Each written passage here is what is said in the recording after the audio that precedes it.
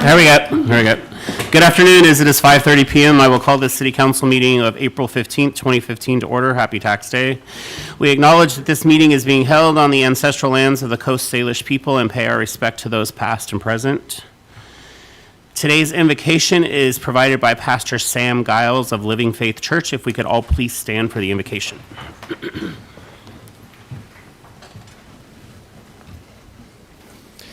Lord, we come before you to your throne of grace, not trusting in ourselves, but in your marvelous and gracious love as we seek to express among us.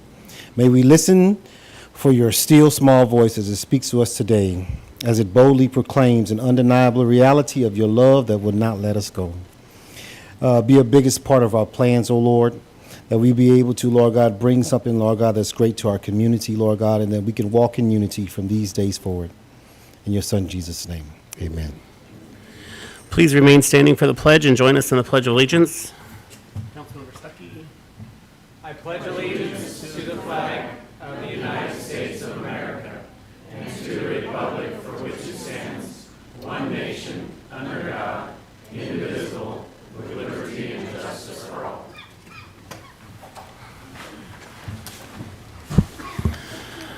All right, this will both be a physical meeting and a virtual meeting. Some members of city staff or consultants may be participating via teleconference.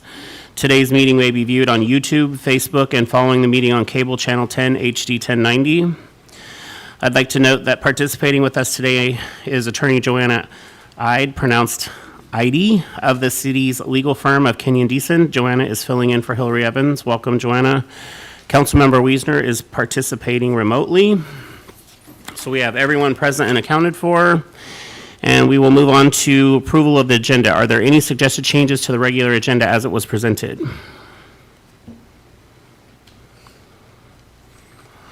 No?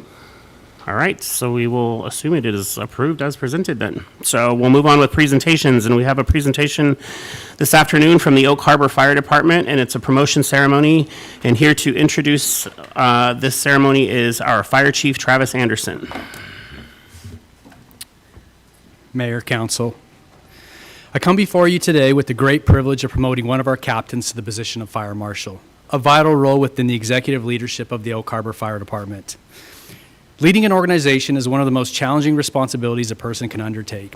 As leaders, we set the example, establish a clear vision, define goals, track progress, manage budgets with the utmost care and responsibility, always mindful that we are good stewards of the taxpayers' hard-earned money. We also have the duty of supervising and inspiring a diverse team of individuals. This requires motivation, mentorship, and at times discipline, not of which are easy tasks. In fire service tradition, each advancement in rank is symbolized by the addition of a bugle. Historically, before wireless communications, fire ground orders were given through a brass megaphone, a bugle. The person holding the bugle was the one giving commands and thus identified as the leader. Today, the bugle remains a symbol of authority, leadership, and responsibility. From my own experience, I can tell you the weight of each bugle grows exponentially. At times, it can feel unbearable. As a leader, you'll face decisions where there is no clear right answer, only the best among difficult options. Often these decisions won't be fully understood by others. In personnel and organizational matters, you'll find that the version of the story that circulates is often not the full picture, and yet you must take the higher road, protect confidentiality, and maintain integrity even when it feels unfair. Leadership is tough, but leadership is also a profound blessing.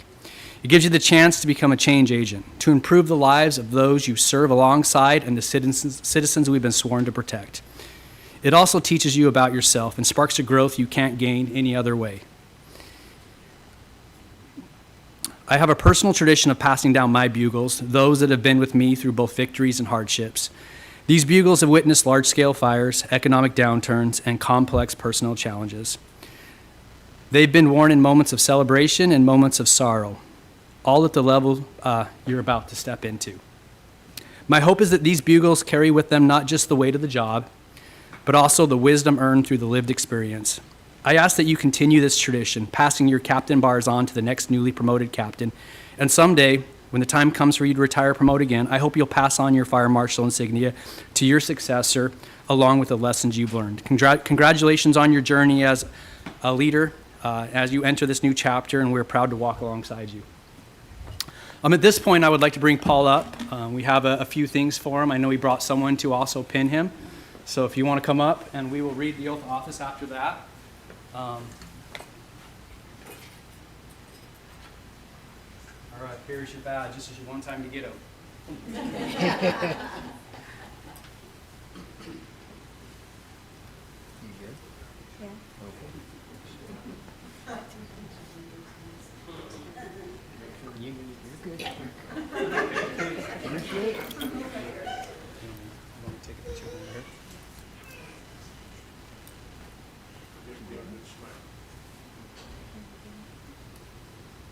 Thanks, bud.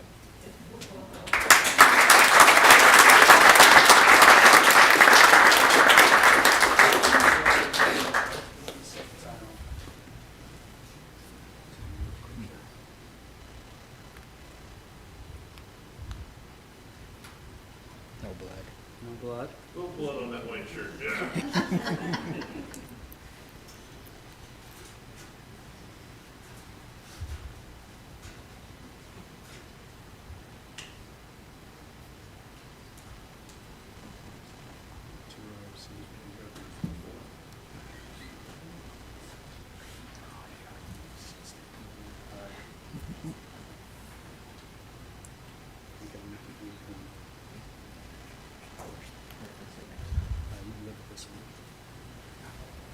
All right, now for the oath of office here. All right. You want to raise your right hand? I state your name. I, Paul Schroer, Solemnly swear to perform my duties solemnly swear to perform my duties as a fire officer for the city of Oak Harbor as a fire officer for the city of Oak Harbor to the best of my abilities. to the best of my ability. I will serve our firefighters and officers I will serve our firefighters and officers with respect, with respect, with dignity, with dignity, with honor. with honor. I will serve the citizens of Oak Harbor with courage, I will serve the citizens of Oak Harbor with courage, with compassion, with compassion, with integrity, with integrity, regardless of the consequences. regardless of the consequences. I will uphold the laws and constitutions I will uphold the laws and constitutions of the United States of America, of the United States of America, the state of Washington, state of Washington, and the city of Oak Harbor. and the city of Oak Harbor. So help me God. So help me God. One last thing is a certificate of promotion here. So there you go. Congratulations.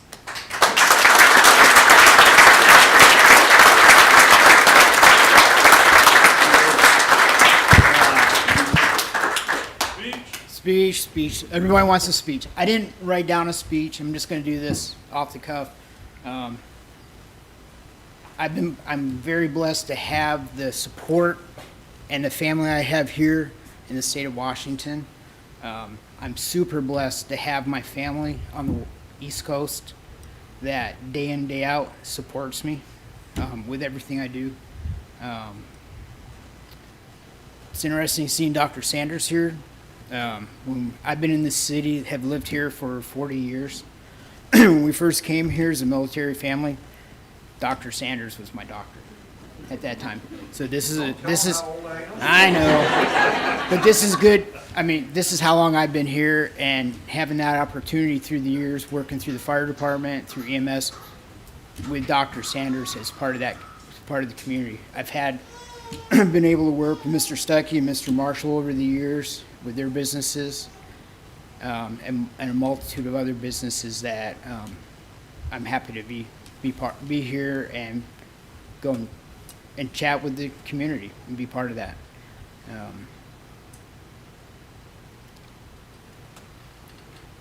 I got big shoes to fill with Chief Buxton retiring. Mike has been a good leader. He's been a good teacher for me. I'm going to miss that, but I know I can call him if anything comes up. And that's important. Things like Chief has said, leadership gets passed down from group person to person, and that's the important thing. So I'm just grateful to be here, and I look forward to the new horizons that are coming. Congratulations, we're proud of you. So.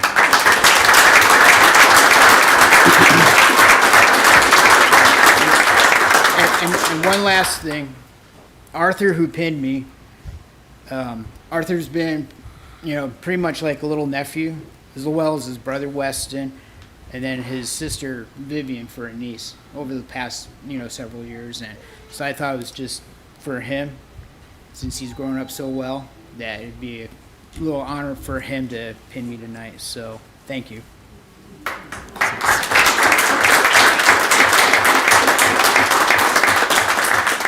So we're going to take a 5-minute break, recess to allow for pictures. And oh yeah, Mayor Pro Tem, you want to? Sorry, before everybody gets up and runs out of here, I would like to put Mike Buxton on the spot, for which he'll probably never forgive me.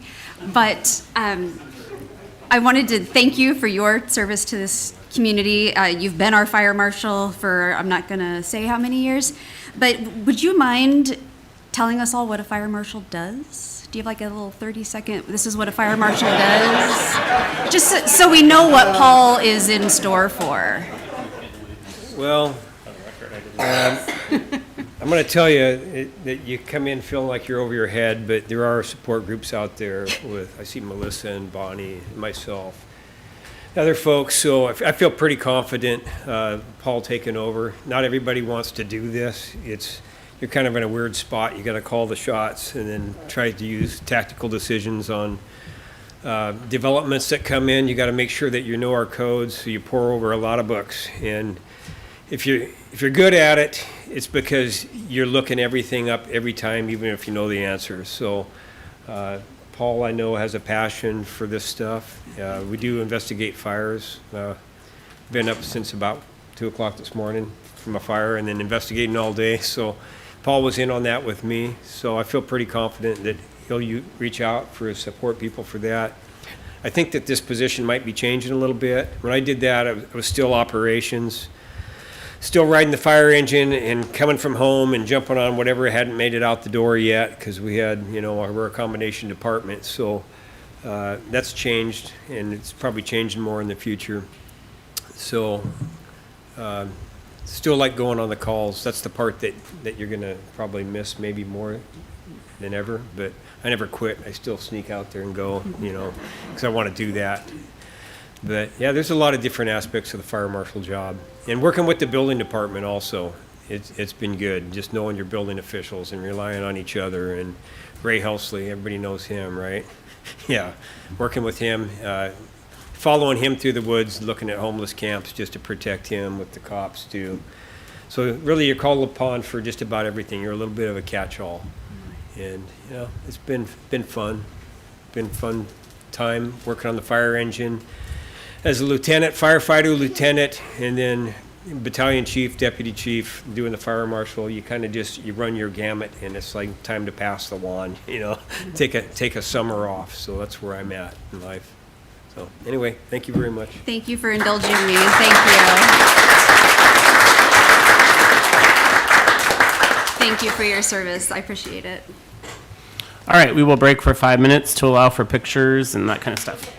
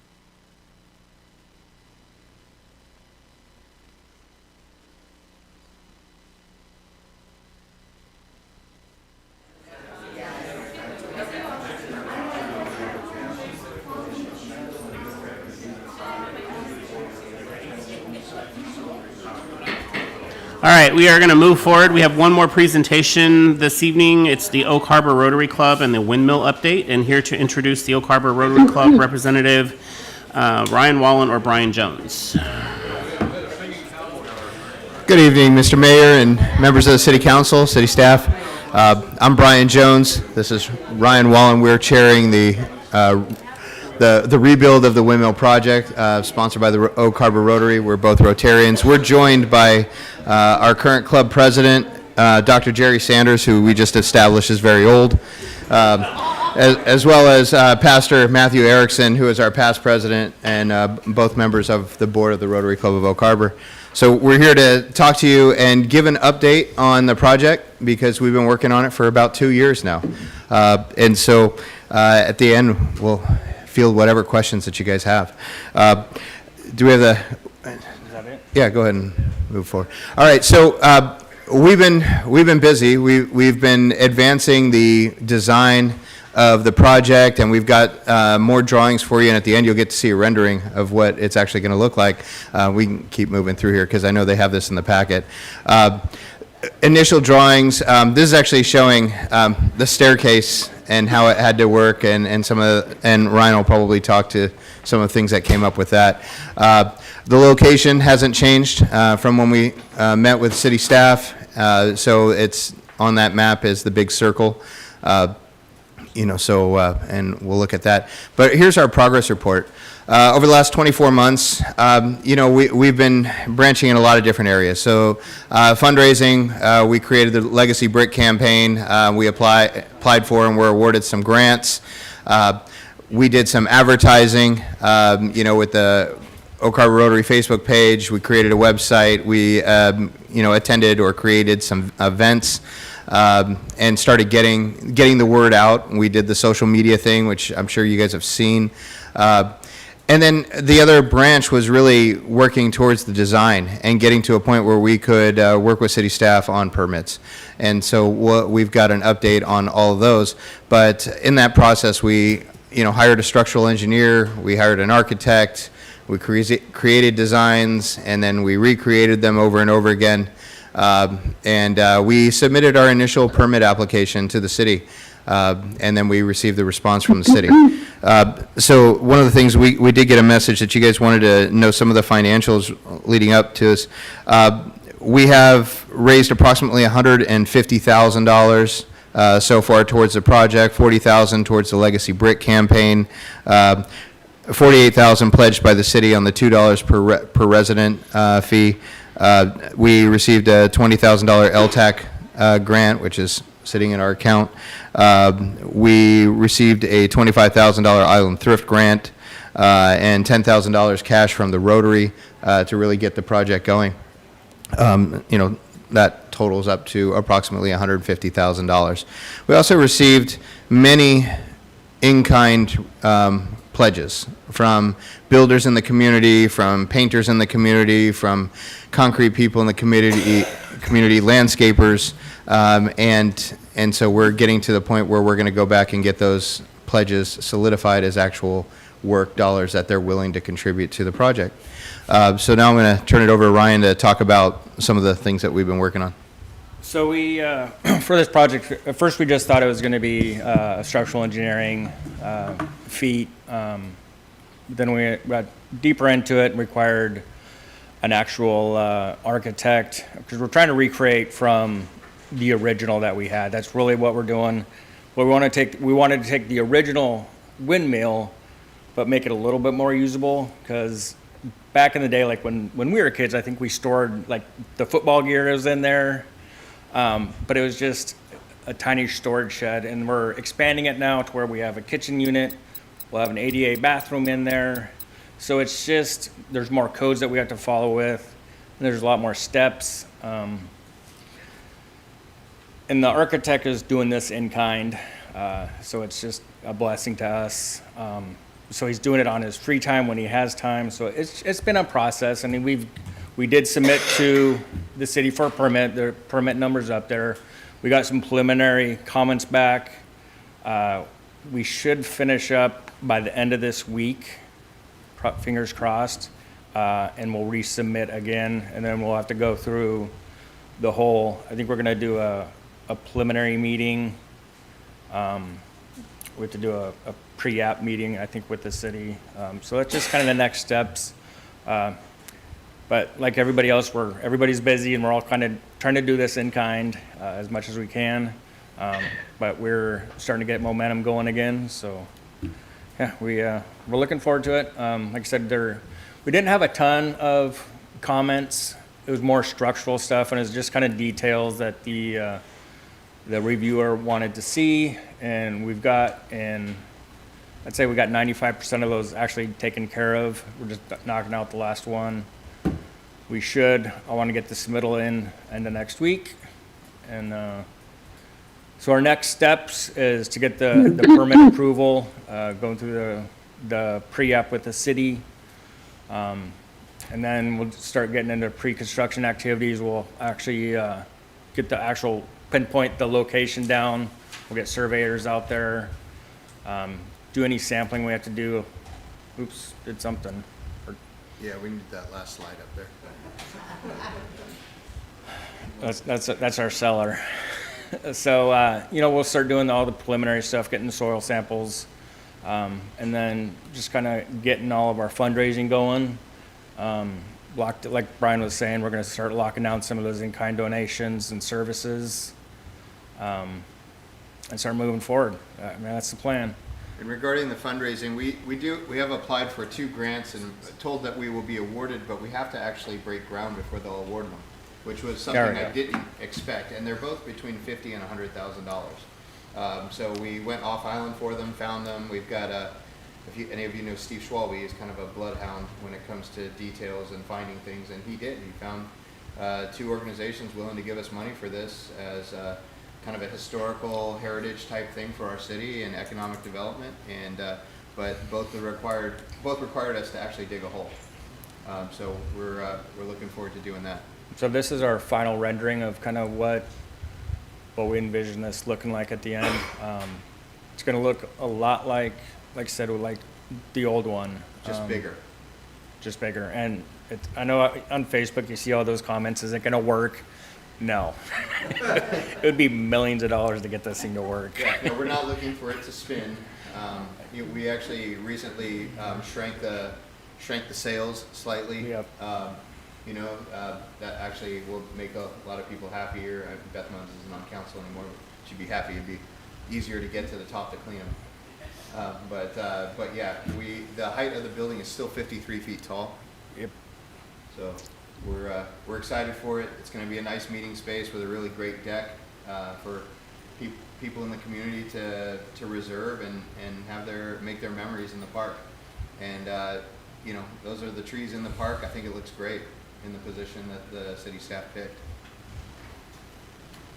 And we can answer any questions you may have. All right, well, thank you very much. Questions from council? Yes, Mayor Pro Tem. Thank you, Mayor. The original plans, do you know what year those are from? How old are they approximately? They have stamps on them, but I think it was like the 40s. Yeah, I think like 40s, and it was like 3 pages, or this is going to be, 27 pages. The first thing that popped into my head when you're talking about architects and engineers, and I thought, but we have the plans, we have the original plans, but They wouldn't meet permitting code has today. changed a little bit in the last. So if you look at 80 some of those years. comments, a lot of it was code related. Yeah. So, yeah. Okay, well, I think our code book went from this in the 40s to or like this nowadays. teeny bit. Well, I appreciate the work that you have put into trying to stay true to the original, but make it applicable for today. So, as someone who grew up here, I'm really excited to see that rendering. So, We're thank you pretty for your happy. time. It looks like the original. It looks just like it. Yeah. Thank you, Mayor Pro Tem. Councilmember Wiesner. Thank you, Mayor. Yeah, and thanks, Brian and Ryan and Rotary Club for the presentation. I can remember, 4 years ago when I asked you guys if you were willing to take this on, and there was no hesitation, right? I appreciate everything you guys are doing and all the time and effort. I know it has not been an easy path, but you're right. Once we get this thing going, I really picture this being a a barn raising, right, with the community rallying around it, and I was all down there with hammers and nails and screw guns, and I really picture the community getting behind you guys and pushing you home to the finish line. And as always, I'm here anytime for support, and I appreciate you guys stepping up when asked. Thank you. Well, great, Jim, because we'll be looking forward to you helping us go door to door for the businesses to raise the other 150K we need to raise.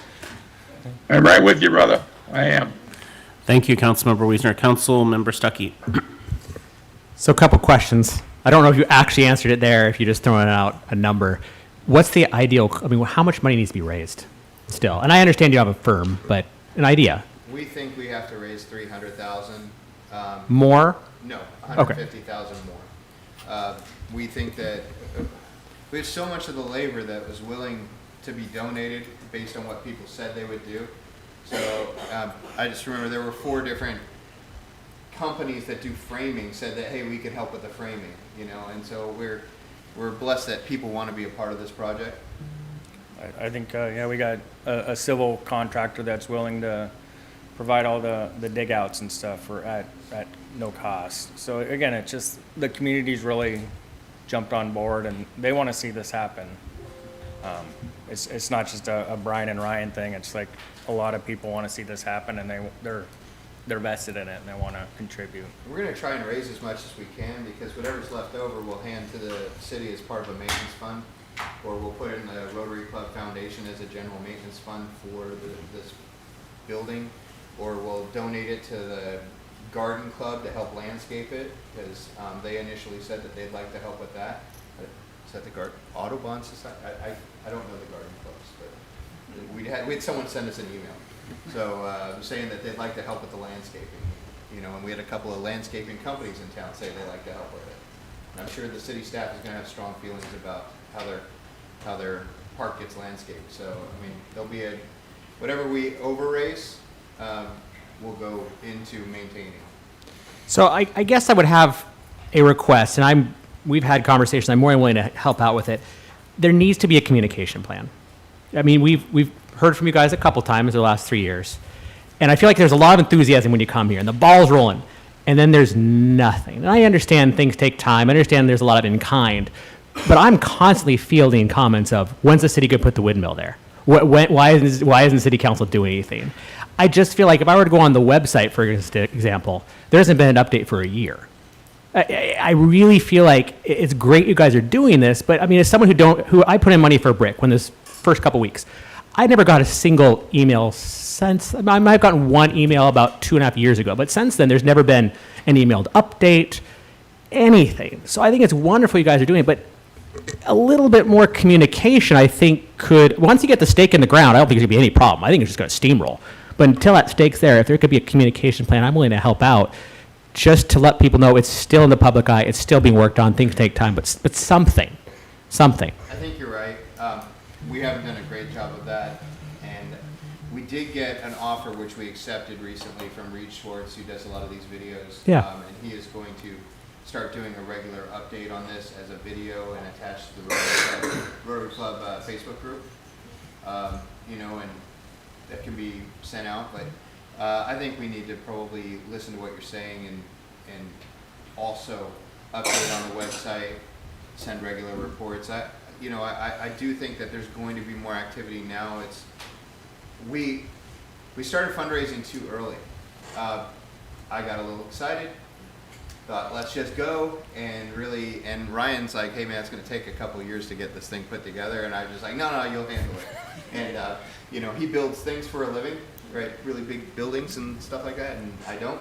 So he knew, and I didn't. So we had to start pause, right? And so now I think it's going to be a lot better for us. Yeah, I think so. Because, those that are in the know, they know what's going on. But a lot of people aren't in the know in the communication. They're just looking for more information. I think once we do a little bit more of that, it'll help with those donations and help steamroll this thing into the wonderful thing it's going to be. I agree, and we're not ignorant to the fact that you guys take heat online for this if there aren't updates, so we'll be better at it. Sure. But other than that, you know, I think it's wonderful. And again, I echo what others have said. Thank you guys so much for stepping up. The city probably should have put this there, but someone had to do it, and you guys have done a wonderful job. Just a little more communication, I think, is all we need. Thank you. Well done. Anybody else for good of the order? Yes, Councilmember Marshall. I'm just going to echo the thank yous. You know, appreciate you guys taking this on and taking the lead on this, and I'm excited to see the actual breaking of the ground, and anything I can do to help support you guys to get to that finish point, let me know. Permits. Permits. So I can plan a couple of city council members in the permit office. Whatever we can do to help, let me know. Anybody else? Well, again, gentlemen, thank you very much. And for the record, hang on one second. And for the record, can you just let people know how they can donate again now, though? You can go to ohwindmill.com Okay. and click the donate here button.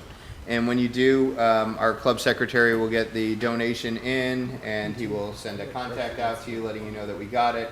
And for the people that did buy the legacy bricks, we will be, as we start to close out that program, we'll be contacting every single person, getting what they actually want on the brick laid out. But we've got everybody in a nice little spreadsheet and saved in the Rotary Google Drive, and that's where we're keeping it all right now.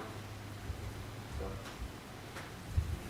And the good news is nobody's getting paid on this project. So everything you donate outside the 3% PayPal fee goes to the project. Well, I think you guys are getting to the stage again where people are going to be donating again. So I just want to make sure people know how to do that. Appreciate it. Thank you, Mr. Mayor. Yeah.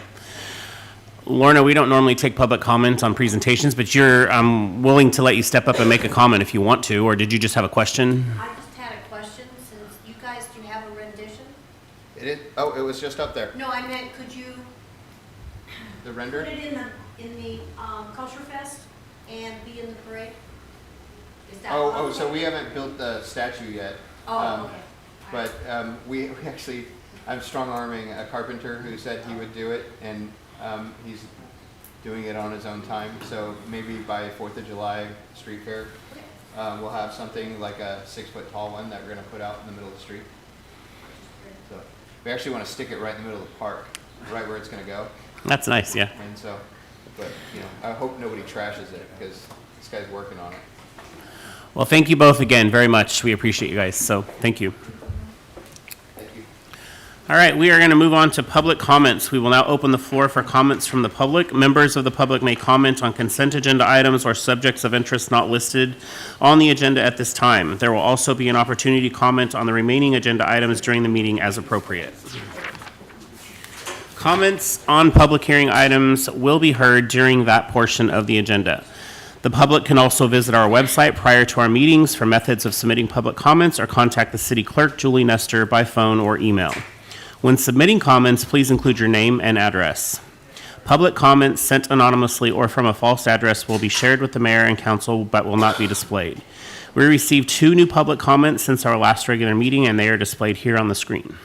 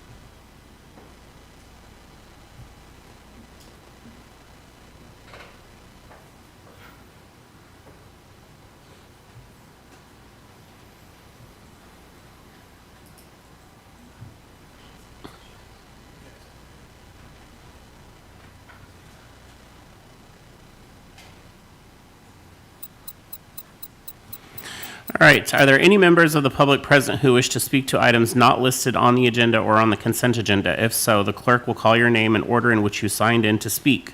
Please step forward to the microphone and state your name and address. Please limit your comments to 3 minutes.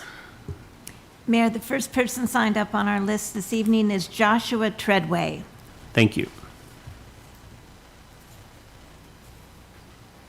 Thank you, Council. I am a longtime listener, first-time caller. Usually I see these meetings on YouTube, but I'm grateful to be here. I want to thank you for your time and your service. My address is 1141 Southwest Heller, very near the corner of Swantown and Heller. I know this council usually focuses on issues that have already been discussed this evening, things that directly shape daily life, the local services, taxes, development, transit, housing, the bread and butter of local civics. And under normal circumstances, I wouldn't come here to talk about national politics or federal court decisions, but these are not normal circumstances. This past week, President Trump and his team actively defied a United States Supreme Court ruling that ordered the return of Kilmar Abrego Garcia, a man deported without proper due process. Rather than complying with the order, Trump's team lied to the public and showed open contempt for the court's authority. This is more than a legal technicality. It is a chilling precedent, a claim that the executive branch can deport someone without due process and that no court can compel the administration to bring that person back. That should alarm every American, regardless of their political affiliation. Even more disturbing, Trump was caught on a hot mic asking El Salvador's president, Nayib Bukele, to build 5 additional detention camps for what he calls homegrown prisoners. That implies a plan to send U.S. citizens to a foreign country for detention. And if this precedent holds, where due process can be ignored and the courts can be bypassed, there's nothing to stop it from being used against anyone. Even if this current administration does not use this precedent that way, a future administration will. Once the legal guardrails are gone, no one is protected. We can disagree on tax policy, like tariffs, on what immigration reform might look like, or government regulation on corporations. But we should all agree that government cannot secretly deport citizens, ignore the courts, and make backroom deals to imprison political targets abroad. That crosses a line from politics into authoritarianism. I am not trying to be dramatic. If I am overreacting, awesome. I'm not here to start a partisan fight. I'm here because silence from local leaders now will be interpreted as permission later if the current trajectory remains unchanged. I bring these concerns forward because I also know that I am not the only citizen of this city who feels these concerns. Over 1,300 people attended the demonstration on April 6th. On this Saturday, there will be another demonstration down at Beeksma. So, knowing that your citizens have these concerns, what are we asking our local leaders to do? I don't know the full limits of what your influence can do, but these are a few ideas that I believe are actionable on your part. You can use your platform to speak out, even a simple statement defending due process and constitutional limits, things that everyone can easily agree on. You can call our congressional representatives, regardless of party, to clarify where they stand and push for accountability in these higher offices. I have already left voicemails with Rick Larson, Maria Cantwell, and Senator Murray. I think it would go a long way for our city council members to do the same. You can affirm that this city will never cooperate with any federal effort to unlawfully detain or deport residents, and especially citizens. You can help your constituents understand the stakes by hosting public discussions or sharing trusted information through city channels. I understand that this may feel outside your typical scope, but when national leaders begin ignoring the courts and targeting citizens, every level of government has a duty to respond. Thank you for listening. Thank you very much. Mayor, next is Sherry Worth.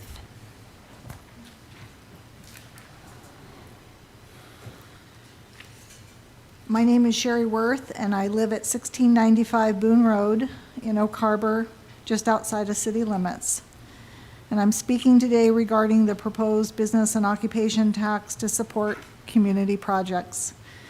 Regarding the proposed business and occupation tax, if the city wishes to adopt this tax, they should establish a non-discrimination model, imposing this additional tax burden on all businesses equally, and adjusting the rate accordingly to meet their financial goals. The local model should follow the same exceptions allowed by the Washington State Department of Revenue. The Oak Harbor model favors and excludes 97.5% of the business community. And I believe that your taxation policy should be fair and equal and should include all or none. A fair exception might be to exclude new businesses to the community with less than 5 years of operation, allowing time for them to pay off commercial loans and establish viability and profitability. Secondly, I believe that the taxes collected from businesses, if you do proceed with the tax, that from business owners should be to support only those projects that truly benefit the entire community. The marina is an entity that supports a group of individuals that have sufficient disposable income to afford boating as a recreational hobby, a level of affluence not necessarily enjoyed by every Oak Harbor resident, and therefore excludes them from the opportunity. A monthly rental of a boating slip gives you a key card to access the facility. It effectively functions on a membership basis. This is hardly, in my opinion, the definition of an all-inclusive community organization or a project. Suggesting that the proposed $44.3 million marina rehabilitation project falls to the back of the hardworking business community and to just 2.5% of those businesses is onerous, unfair, and frankly, really disappointing. The City Council should find ways to increase membership to a level at which the membership can support their own needs. If there is not sufficient interest or support, then the City Council should revisit their decision to move forward with the rehab project. So, thank you for listening. Thank you very much for your comment. Mayor, there are two individuals that signed up to speak in regards to the Girl Scout house, so we will hear their comments during that portion of the meeting. Okay, great. And is that everybody on the list then? That concludes the list. Okay, and is there anybody with us that did not sign up that would like to step forward and speak on a topic that is not on the agenda? You're going to speak on the Girl Scout? Yeah, so that's okay. We'll include you with that at that time. Yeah, so that's fine. So anybody else on topics not on the agenda? All right, hearing no one else who wishes to speak at this time, we'll close public comment and move on to the consent agenda. Staff has presented the listed consent agenda items, all of which were included in the meeting packet. Are there any objections or changes to the consent agenda? Hearing none, may I hear a motion to approve? Yes, Councilmember Wittgenstein. Oh, are you raising your hand? I'm sorry. So moved.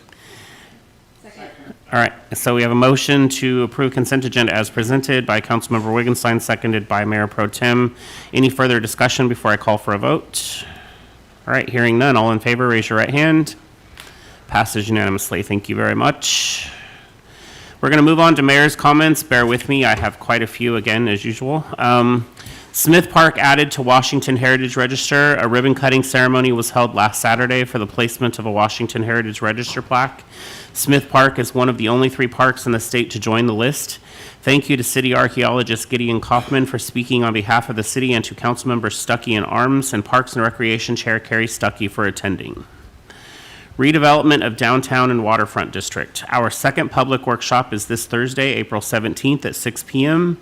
at the Oak Harbor Yacht Club, 1301 Catalina Drive. The workshop will consist of a presentation of the data collected from the first public workshop and a brief discussion on the next phase of the project. Refreshments will be served, and I understand there will be a raffle. The Wright Blend. For those who requested an evening time, our next conversation will be Friday, April 25th at 5:30 p.m. at the El Cazador Mexican Grill and Cantina, located at 32195 State Route 20. Please join us to talk about it and share your questions and thoughts. We have had great attendance and look forward to seeing you. Other events in Oak Harbor. Save the dates for these upcoming events. Election dates to remember. Candidate filing week starts on May 5th. The last day to file for elective office is Friday, May 9th, for all of those interested. Women's Veterans Forum and Veterans Town Hall hosted by Veterans Affairs Advisory Committee at the American Legion on April 23rd, 8:30 to 9:30 a.m. and 10 a.m. to 12:30 p.m. City of Oak Harbor Job Fair, Tuesday, April 29th at the Oak Harbor Chamber of Commerce from 1 to 4 p.m. Meet our department heads and talk to human resources about job opportunities. The Great Escape, the coho salmon we have been caring for in the partnership with the Washington State Department of Fish and Wildlife are ready for their next adventure. The salmon are being released on Saturday, May 3rd at 9:30 a.m. at the City of Oak Harbor Marina. The Greater Oak Harbor Chamber of Commerce presents the Whidbey Island Culture Fest, May 3rd and May 4th. This free two-day event is dedicated to honoring the rich tapestry of Whidbey Island. See the Chamber's website for more details. All right, that concludes my comments, and I will now open the floor to council for their comments at this time. Councilmember Merrow.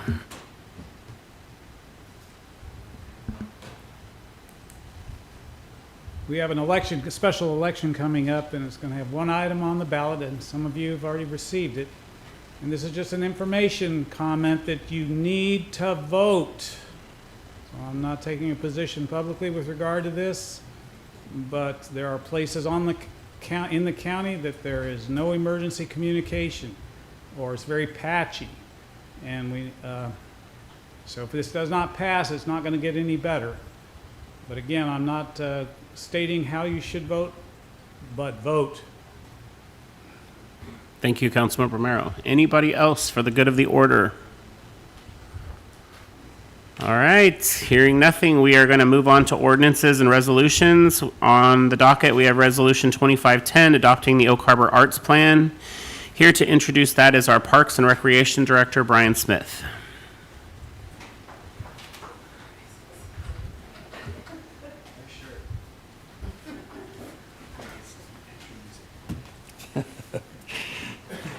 Good evening, Council. Before you, we have Resolution 2510, adopting the Oak Harbor Arts Plan. We started efforts in this plan about a year ago, and I'm excited to present it to you tonight.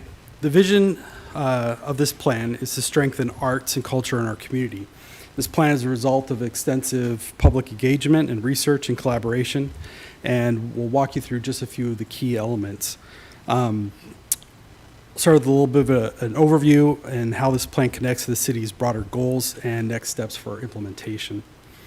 So the intent of this plan is to create a shared vision for the arts and establish a clear process for supporting and growing arts in ways that benefit the public and align with the city's goals. This plan builds on existing strengths, what we do well here in the city, but also identifies gaps where we can improve and provides a roadmap for arts investment and coordination. So about a year ago, we started with a number of events. We set up a website for the project, toured arts inventory with artists and our commissions. We held 8 focus group discussions, 3 public drop-in sessions, and a virtual focus group, as well as an online survey. While arts tends to be a niche area in the minds of many of our residents, placemaking and culture and the cultural face of the city affects a broad area of interests and also economic development and how we portray ourselves as a community. So with all these efforts, there was a strong community voice that guided this plan, and through these efforts, we gathered valuable input on how to support and expand arts in Oak Harbor. From this outreach, we had several key themes and elements that emerged. People wanted to enhance arts visibility, improve connectivity between key areas like downtown and the waterfront. There's a strong interest in new venues, bringing arts into neighborhoods, and establishing clear procedures for public art selection and management. Existing art and culture in Oak Harbor are varied and strong, but need more visibility, we found. We can market Oak Harbor better and also provide more beautified spaces for the enjoyment of residents. Beyond creativity and expression, arts can also provide a powerful economic driver. By expanding arts investment, Oak Harbor can attract visitors, support local businesses, and enhance the overall economy. We can capture a larger share of arts and entertainment. We found during the process of the plan that while Oak Harbor has a 28% of Island County's population, we have a disproportionately small amount of that taxable revenue that comes related to entertainment sales and art-related sales. So capturing a larger share of arts and entertainment and those related sales can be a powerful economic driver for us. So growing from this plan, really to establish a cultural presence and create a feeling of belonging, something that we're proud of to show the world the face of Oak Harbor. These ideas, establishing with funding, establishing criteria and process, planning and implementation, can be transformative for our city. We've seen this in many other cities across the country that have implemented similar plans. So in shaping the vision, arts and culture should be accessible to everyone, and that's the first thing we wanted to look at, fostering creativity across all ages and backgrounds. And by shaping a clear vision, we can ensure that arts remain vibrant, an essential part of our community's identity. And this plan helps guide a more robust offering to residents and visitors that positions Oak Harbor as a destination for both home and tourism. This plan provides clear procedures and criteria and establishes structured processes for selecting and implementing arts projects, ensuring alignment with community priorities, and providing tools like candidate project application forms and arts commission selection worksheets that help streamline the decision-making and resource allocation. This will also help council in their decision-making related to placemaking and placement of arts and promoting arts and culture and our identity as a city. So some of the criteria we look at through these processes is things like visibility. Does the project make arts and culture more visible to a larger number of people? Does it contribute to showing Oak Harbor's creativity? Does it strengthen the image of Oak Harbor? Connectivity, does the project help to enhance physical connections within the city and or improve wayfinding? Coordination, does the project bring together people in the community and leadership to work together and leverage time and resources? Geographic distribution, does the project bring arts out into the neighborhoods and engage local community members in shaping their public spaces? Serving the breadth of the community. Who does the project serve in the community? Does it offer needed programs, events, or public art for communities that are currently underserved? Does outreach show that the project is meaningful to the communities it serves? Increasing space in arts and culture. Does the project help add needed space for arts? What are the city's and art commission's roles, and are they key to project success? And then level of benefit and level of investment. So does the level of effort and resources needed for the project result in a benefit in line with community resources? And the reason this is important is that while arts by design solicits emotional responses, we want to make sure that the community is aligned. So a clear process with public engagement will create greater buy-in and partnership with the community as a whole. The plan also includes practical toolkits and forms to make project implementation easier. So these resources guide the development of arts initiatives, ensuring transparency and consistency in how projects are proposed, evaluated, and carried out. This will make the job of both the Arts Commission and the City Council, who are making decisions in placemaking and placement of art pieces and programs and special events and different things that market our city, much easier as we're all on the same page and aligned with how to go forward. It also provides an arts portal that has a website. We'll have this QR code at the location of art pieces and different art walks and areas around the city where people can go online. Artists can register themselves for commission work or consignment pieces. It'll have priorities and goals of both council and the Arts Commission and be a one-stop shop website that will lead you over to other arts organizations and programs throughout the city. We'll also provide opportunities for action map that identifies action locations aligned with a comprehensive plan vision for gateways and neighborhood parks. Inspired by community feedback and successful models from other cities that we looked at, the Arts Plan outlines a variety of actionable projects, and each opportunity includes a clear project description, intent, timeline, priority level, roles, and key stakeholders, and required resources. And this structure helps move ideas from concept to reality. And this is something that I know has been very important to the mayor and his administration since he came in, making sure that everything's very clear and transparent in what we're doing, how we're doing it, how it's being paid for, the benefit to the community, and timeline and plan for going forward. For arts to have a lasting impact, they must be integrated into Oak Harbor's broader planning efforts. And this means embedding arts-related goals into key city elements like land use, economic development, and parks planning. So by aligning arts investment with tourism, downtown revitalization, and public space activation, we create a thriving, sustainable arts ecosystem that benefits everyone in the city. To wrap up, the Oak Harbor Arts Plan lays the foundation for a stronger, more visible arts community. By implementing clear procedures, investing in arts infrastructure, and aligning with citywide goals, we can ensure that arts continue to enrich Oak Harbor's identity and economy. Staff's recommendation and motion is before you, and I'm happy to answer any questions that you have.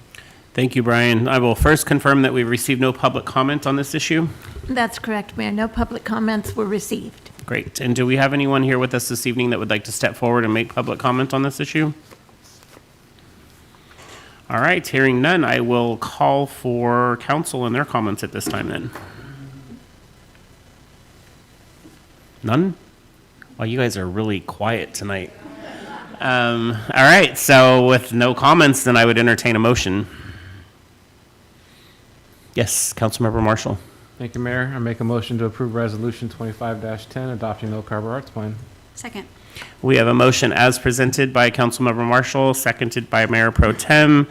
Before I call for a vote, is there any further discussion on this issue? Yes, Councilmember Romero? This is a worthy plan. Great, thank you. All right, anything else? Hearing nothing, all in favor, raise your right hand. Passes unanimously. I think I can't see Jim that well, so, all right, sounds good. Thank you very much, Brian. Congratulations on that, too. Yeah. Good job. Come on, make it harder than that. All right, we're going to move on to Resolution 2513, Building Donation Agreement and Licensing Agreement with the Girl Scouts of Western Washington. And Brian, you're on again. Yes, good evening again, Council and Mr. Mayor.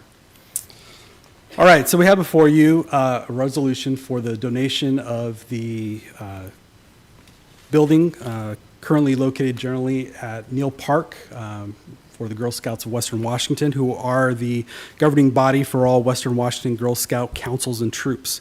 The Girl Scouts have a rich history of providing education and activities that benefit youth of Oak Harbor and their residents, and the city has partnered in their mission for more than 70 years.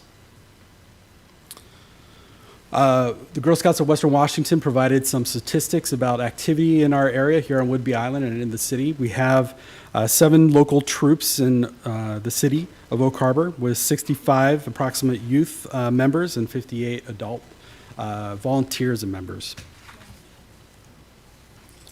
In 1956, the city dedicated property within Neal Park for the Girl Scouts to construct a troop house for local troops. Seems to be a little gray area on whether that was actually built by the Girl Scouts of Western Washington or by service groups that were then given over to the Girl Scouts of Western Washington.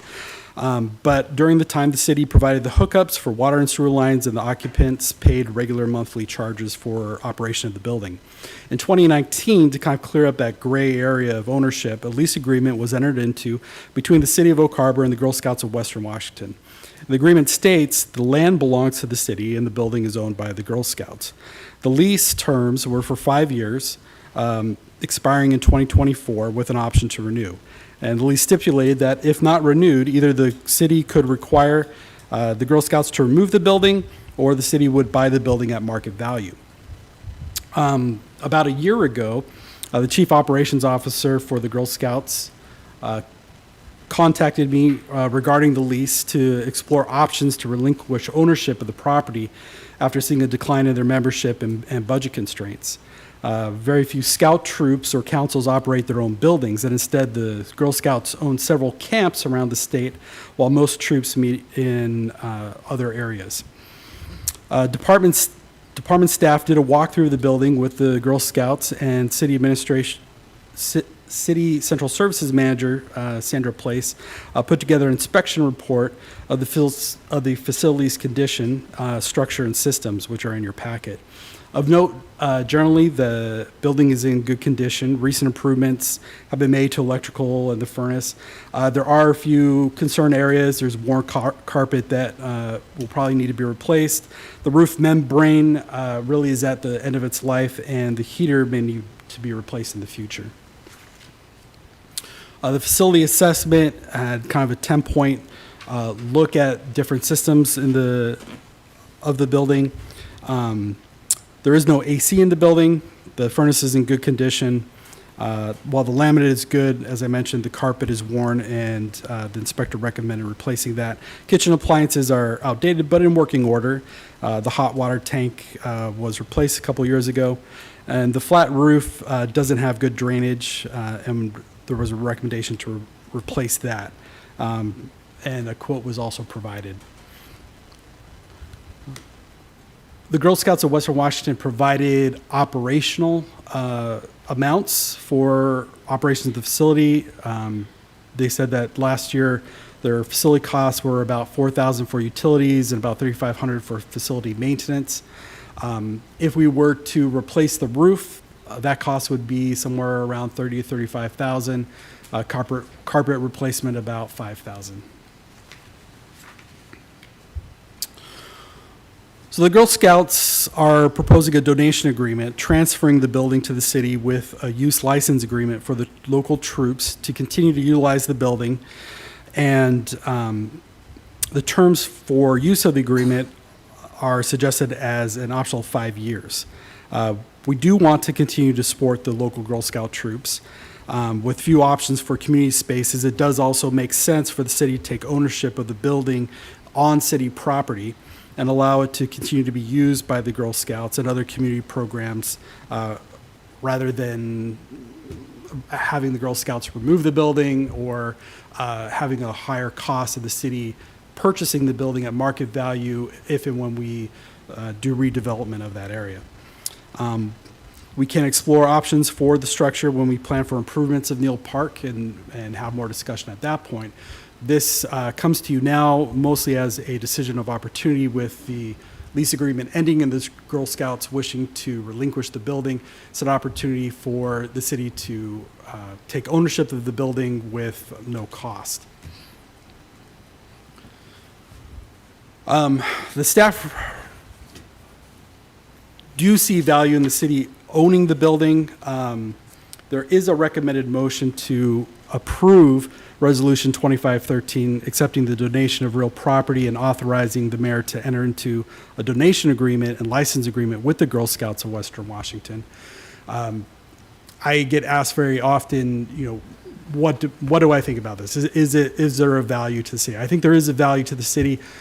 There's also cost to the city as well. How that plays out, is that balanced? Is there a higher utilization for the city versus a higher cost? It's hard to say. Legal does feel like it makes sense for the city to own the building, but it's a value question, and a question that is limited by the timing of the ending of the lease. Again, if we were not to accept the donation and the Girl Scouts chose not to renew that lease, we would either require them to remove the building or we would have to buy the building at market value. I'm happy to answer any questions that you have. All right, so before we get to their questions, we're going to open it up and confirm that we've received no public comment on this issue. No public comments in advance were received on this issue, Mayor. We do have 2 people that signed up to speak. Great. If you could step forward, state your name, address, and limit your comment to 3 minutes, please.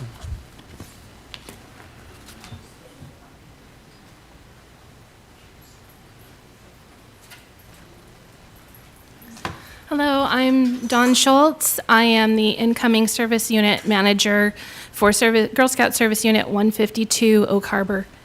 I'm not sure how my comments will affect City Council. A lot of them have to do with the fact that the local leaders here have been overlooked by our council in their dealings with the building and the City Council. In 1956, Oak Harbor City Council approved a motion to dedicate the interest in the property where our Girl Scout house now sits, to use it for the benefit of the children actively engaged in Girl Scout activities for such length of time as there exists an organized Girl Scouts in Oak Harbor. There is an organized Girl Scouts in Oak Harbor. We are trying to rebuild following COVID. Part of it had to do with the building usage. We were not allowed to meet in person, and then once we were allowed to meet again, we were locked out of the building, told that they were changing the locks.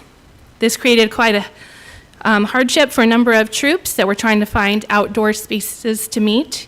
My older daughter was part of a cadet troop that met outdoors at a park in the rain and the wind. When we got to November, it got to be too cold for our meetings outdoors, so it really limited where we were able to go. Some troops weren't able to make a comeback at all. Also, Whidbey is a unique community. We're a small community with constantly changing population as the Navy families move in and out. Most of you know that.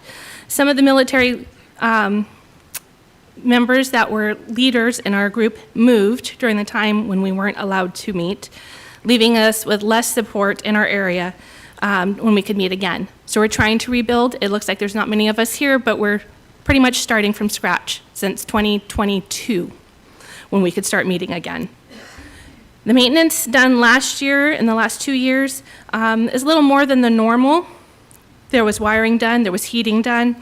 Those are just a couple examples of maintenance expenses to the building that are not yearly expenses that were incurred over the last 2 years.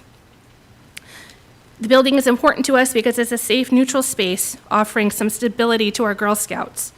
We're removed from many Girl Scout Council supports and amenities. Our nearest supply depot, store, and office is in Everett. Most of our programming is offered between Everett and Tacoma, and we need a local space where we can stay connected with our local members. Where can we meet locally if not the Girl Scout house? Not all troop leaders and Girl Scouts are comfortable at a church. Churches can also be busy on weekends, which is a time when some of the older girls meet when they're not doing sports and such. Schools are not easily accessible for weekends or evenings when a custodian or a staff member needs to be present for access. Some spaces we have to be concerned about when using because all community members have access to them, and we worry about the safety in the bathrooms and of our transient population as girls are doing their activities. We need a space to grow the Girl Scouts in Oak Harbor and provide a safe, stable meeting environment.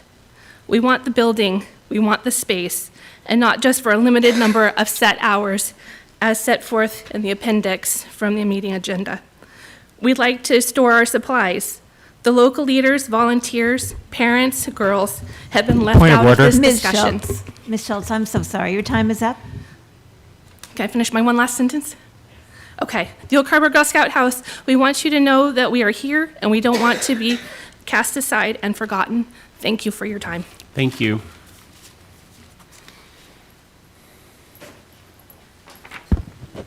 Hello, I'm Sandy Hunt, and I own a house at 1725 Southeast 6th.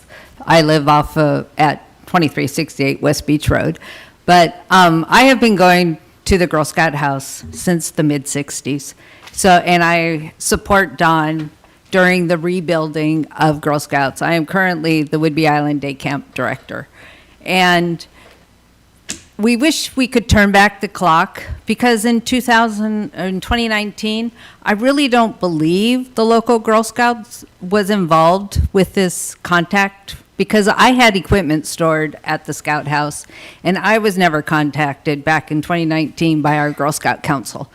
And it is our safe place. A number of our girls, even like last year, a fourth grader asked me, why are we meeting at a church? Because they want to be in a neutral area.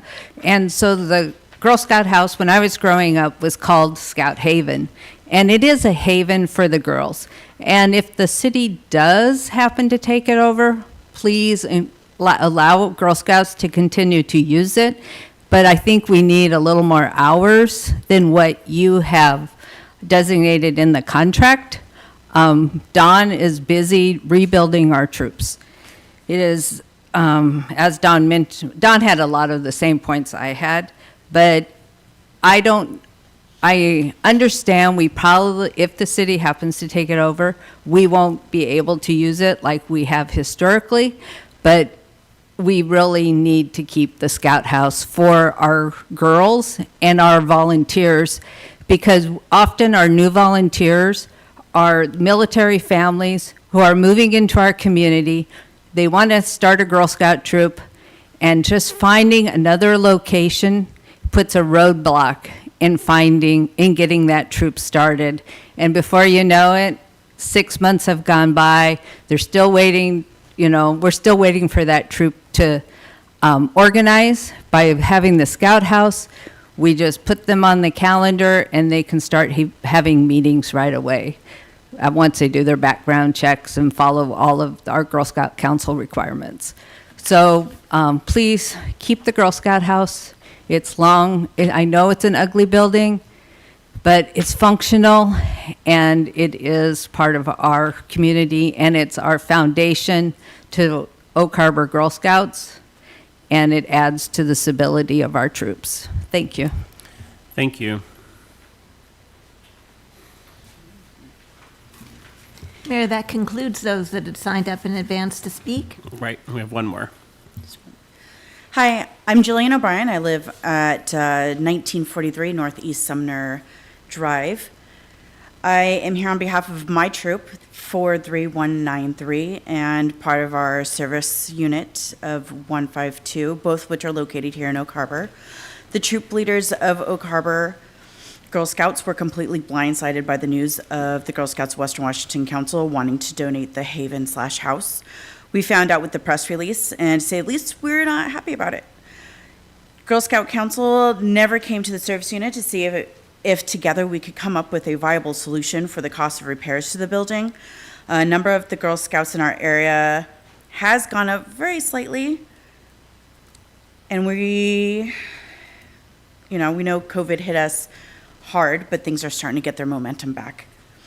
I would like to know specifically what the terms of the dedication on the land, why it was revoked. Why was the dedication or donation of the land that it's currently sitting on revoked, and why we've got a lease now? Because we haven't violated any of the terms as per the 1956 agreements. The main concern is that if the city takes ownership, that the girls will not have a place to meet or hold events, that the Girl Scout Haven House will become a storage unit instead of a place for the girls to learn about community, build their character and their courage. My little daisies, my kindergarten or first graders, they love coming to the house. It makes them feel like they have something to belong to and that they're a part of something bigger than this. And my main feeling on this donation by the Girl Scouts Western Washington Council is simply casting our girls away. That because we are considered a small group to the whole of the Girl Scout Western Washington, that we're a burden, and that the girls we do have do not matter. As is stated in that donation paperwork, the financial situation of the Girl Scouts has made it burdensome to continue to maintain the troop house. That without coming to us and just strictly going to the city council, it left the people who are going to be directly affected without a voice. So myself and the other leaders, along with ones that cannot be here, really push to you not accepting this donation at this time. I'm done. Thank you. Great, thank you very much. I just want to ask a quick question of you, Brian. So Brian, sorry. Oh, yeah. Thank you. Did you say that this is either going to be a donation or they're going to sell it at market rate? I was trying to understand that. Mayor Pro Tem and I were both confused about that. No, this is a proposal for the Girl Scouts to donate the building to the city. In the event that we do not accept the donation, it's up to the Girl Scouts of Western Washington what happens to it. They have indicated that they're trying to relinquish themselves of the building, so I don't know what that would entail. But if they do not renew the lease agreement, then either the city can require them to remove the building, or we can buy the building at market value from them. I see. Okay. With that, I will open it up to council for their questions and comments. Mayor Pro Tem? Sorry, I have so many questions. Just to make sure I have a adequate handle on the situation, the city as an entity has been communicating with the Girl Scouts as an entity, but with their state level leadership? Correct. Is that, okay, Yeah. so we've been talking to the the regional, Girl Scouts. yeah. Regional, state, Yeah, whatever. I am just as shocked as you guys, where I would just assume that local leadership would be part of those conversations. So, anyway, I'm sorry that happened. I imagine that was pretty alarming to read in a press release that the organization you're a part of is making these changes and nobody bothered to tell you. That's concerning. And anyway, I'm not sure, even in our conversations, regardless of what happens with the building, I mean, I don't think that there's any intention of, taking over the building and putting a lock on the door and saying you can't use this. I mean, it's there for community use, whether we end up with it in the long run or not. I don't have really strong feelings about whether or not the city wants this building. I'm a little concerned about taking on a donation that's going to end up being a big financial commitment. But now I have so many questions, because at the last meeting we were told that the Girl Scouts were already looking for another location, and that sounds like that might not be the case. So, and you didn't tell us that, Brian, just specifically. I'm not saying that you didn't. You told us that. You did not. So I'm wondering if we can work in the local needs to this process, or if we need to take a step back in this process and figure out who goes where and where all the pieces fit. I'm not really sure how to proceed. So, Sabrina, can you provide more context to this situation, please? I think a little context that's helpful, yes, Mayor, is, you. and Brian, you can correct me where I drift. So part of the challenge that happened is that the Girl Scout state level came to us because they are responsible for that building. Right. And they, as an organization, are really trying to work in a different methodology moving forward. So they are finding that they meet in churches and schools and other things, as was brought up. But as a standard, that's what they're going to, because again, it is a cost factor for them. This is an impact for the way that they're managing their organization, with the reduction in people participating and other factors that they have, just like any organization. This is another facility that they are moving away from having the specific facilities. So that's why they brought it to our attention, and that's why they are the organization who brought it to us, because the arrangement is with them as the larger organization at the state level versus the local. It was our understanding that they were notifying the local, and I had heard from some people when this started coming up, I want to say it was last summer, I had even heard from some local folks telling me that they were aware of this potential. So I don't know who was told and not told, because we weren't given a list, but since that is the Girl Scouts organization, that was on their side of the area to communicate. What we just wanted to make sure is that everybody knew that we were working together, which is why we issued the press release. But again, this goes back to the Western Washington Girl Scouts facility as something that they need to manage. Thank you. Yeah, I understand the logic, behind it. I'm trying to get the hierarchy straight. So if I belong to a local organization of a local chapter of a state organization, and that state organization says, these are the rules and these are your options, and I have to function within those parameters, then that, that makes sense. I don't know, the lack of communication just seems a little dysfunctional, and I don't want to get in the middle of that. But I want us to find a solution that everybody can live with. So, And Mayor Pro Tem, that's why we Yeah. were looking at something where there was a period of time where they could still use the space additionally, where we had other facilities that we could work with them on. So I think we were trying to find that common ground so there was still space available. I think one of the challenges that I did hear about was the storage space and things like that that are, for the local organization, something that they require. I may have that wrong. I'm not trying to put words in your mouth, but that was one of the things I understood. I think, okay, yeah, I'll stop talking and defer to my peers. I'm just, it sounds like we have one decision to make, but now suddenly that's kind of broken up into a bunch of little decisions, and I'm just having a hard time wrapping my mind around that. So I'm gonna ponder. Thank you. Yeah, I see what you're saying. Councilmember Marshall. Thank you, Mayor. I appreciate you all coming and sharing your insight, because I too am not in favor of taking the donation of the building, just with the current terms that have been provided to us.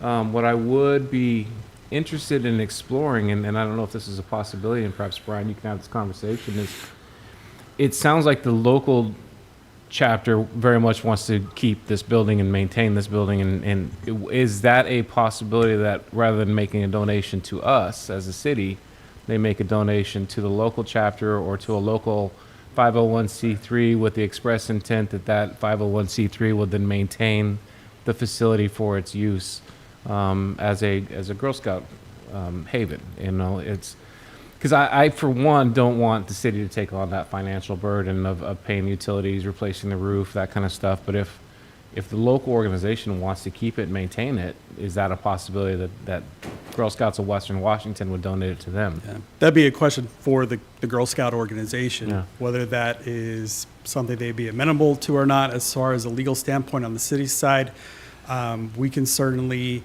provide a land lease agreement, to another organization if the local troop can't. I don't know if they can actually be an organization unto themselves. So That's the crux of it, and they actually, that's why this is set up this way, is they can't. So that's the problem that they're having. This is an internal conflict that they've got to work out amongst themselves, and we're unfortunately just we own the land. So in to give them the time and space to work that out, I would be in favor of extending the current lease agreement for another 5 years or whatever, so they have the opportunity to negotiate that and talk that out. But then that doesn't put the burden of ownership of that building on us at this particular time. And I don't know that that's something that the Girl Scouts of Western Washington are wanting us to even. And I understand that, Mayor, but it is what I'm saying is, for me personally, I don't want that financial burden on the city. No. One, it's also not, as the current agreement is written, it is not in line with what we have done with the other organizations in terms of our master fee schedule to allow them to lease that building for $1 a year. No, I'm just saying, I don't know that even if we go back to them and say, we're willing to lease it to you for 5 years again, I don't believe this is something that they want to do. That's what I'm saying. Then the other option, right, is they have to tear it down or we take it, and I'm not in favor at this particular time of taking it. So Yeah. do they want to absorb that cost burden of tearing it down, or do they want to negotiate with the local chapter and to be able to see what is in the best interest of their scouts? But that's the other option that's at hand, right? Yeah, I get what you're saying, but the local chapter is a subsidiary of the Western Washington chapter. I don't think that legally they can take on responsibility for things like that because they still fall under the liability aspect of the Western Washington.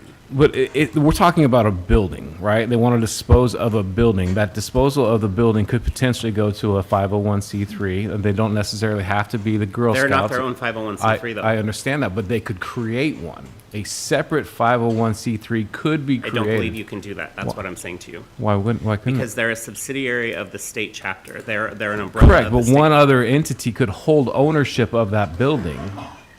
They can figure it out. Yeah, go ahead. Okay. I wouldn't say whether. So the complication of this is you've nailed it. You guys unfortunately have no control over what that building does because the parent organization says this is what they're going to do. if an entity separate from the Girl Scouts came and said, hey, we want to take over responsibility of the building, and then decided to rent to these folks separately, that is something that, unless your bylaw says you can't, which I would be surprised, since you can go in churches and schools, another nonprofit building would work, or reduced. Well, So just in that process, I believe you're correct, Eric, that a separate entity, nonprofit or profit business could actually invest and do all that, and then lease it out to a group of people that want to provide a scouting adventure for their kids. I'm in favor of something along those lines. I think those are good ideas. I think the challenge that we're under is then the Girl Scouts of Western Washington have to agree to that condition. So Actually, the that's- Girl Scouts of Western Washington have to relinquish the building or tear it down, is what they want. If somebody steps in and takes the building, they've relinquished the building. The Girl Scouts of Western Washington could probably care less. Yeah, I'm not a legal expert, but I will say Neither my am I. understanding was that they have to agree. I've to got give it enough up. experience in nonprofit world of doing this stuff that I get how this stuff works a little bit. So. And we're happy to take that back to the Girl Oh, Scouts of Western Washington and Correct. suggest that. To back on this thing, I'm with Councilmember Marshall here on the financial responsibility for the building. Unfortunately, is just doesn't make sense. The numbers don't add up for me. $35,000 roof over the next couple of years, most definitely, and a building that's going to have continued needs. It's 50 some odd years old, 60 years old, pieced together over different times and whatnot. Yeah, and it's been a staple as long as I've ever been here. So I mean, I always knew where the cookies were. And that's important, I think, in our community to have these areas for your kids. I totally support that, and I think if the word gets out that you guys are in need of a space and you don't have a space because the Girl Scouts of Western Washington make their decisions, I would be shocked if people in this community didn't come together to kind of try to help figure something out to support you guys. So that's where I'm at. Councilmember Romero. I echo these comments. So I would just say that it's not in the city's best interest to maintain control of that, to receive control of that building and own it. So I'm not sure about the proper alternative to that, but I'm certain in my mind that that is not good for the city to take it on. Councilmember Stuckey. Do we have a guess on the cost of demo? Yeah, if you were to compare it to one of the relatively similar sized buildings we're demoing right now on Pioneer, which is about a little less than $11 million, of about $11,000, $10,500. Half of that cost is asbestos abatement, which we do know there is asbestos in that building. So you could, somewhere in the, I'd say, I don't know, maybe $10,000 to $15,000. When you brought this up to the Parks and Rec Commission, did they have any relevant comments? Very similar to you guys. A little bit torn. They ended up not deciding to make a recommendation to council, leave it, defer it to council to make that motion. And I hear a lot of talk about costs, and I'll give just a couple thoughts around that since the Parks and Recreation Commission didn't pass anything on. One, we do have a precedent of supporting financially facilities for the benefit of other organizations. We do that for sports leagues. We do it for different yacht club and other agencies. I don't know what the next steps would be if we don't take the donation. We can either take the donation and then have control and work with the local Girl Scout troops. I'm happy to really adjust whatever use they need for the building. We have ideas on how we can utilize the building to cover some of the costs of it, but I'm open and flexible. I don't feel strongly either way. But it's one more facility that will eventually either have to be replaced or done something with. So, there is a cost to it. does it make sense for the Girl Scouts to work that out internally? Does it make sense for the city to step in and try and help solve that issue for them? I can take whatever recommendation back to the Girl Scouts of Western Washington, but the ball will be in their court as far as how they want to proceed at that point. And I'm not pushing for a demo. I was just trying to wrap my mind around how much money would be sunk by the state organization. Is there any way that we can help to mediate a little bit between the local and the state? If we could up the help to mediate a little bit. I mean, it sounds like there hasn't been a lot of communication there. No, And they wanted to control that communication. We went after their lead as far as like when information was released. They coordinated with our information officer, Maggie, on the rest of the public release. So we followed their lead as far as what was communicated. We did reach out, I believe, to try and meet with the local troops to get their thoughts and feelings. Happy, like I said, we've been partnered with them for 70 years, and we do have an interest and a desire to support them. Let me back up though and give a caveat to that quote I gave you.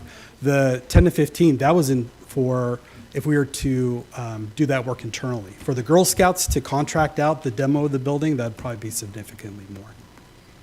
Thank you. Councilmember Wiesner.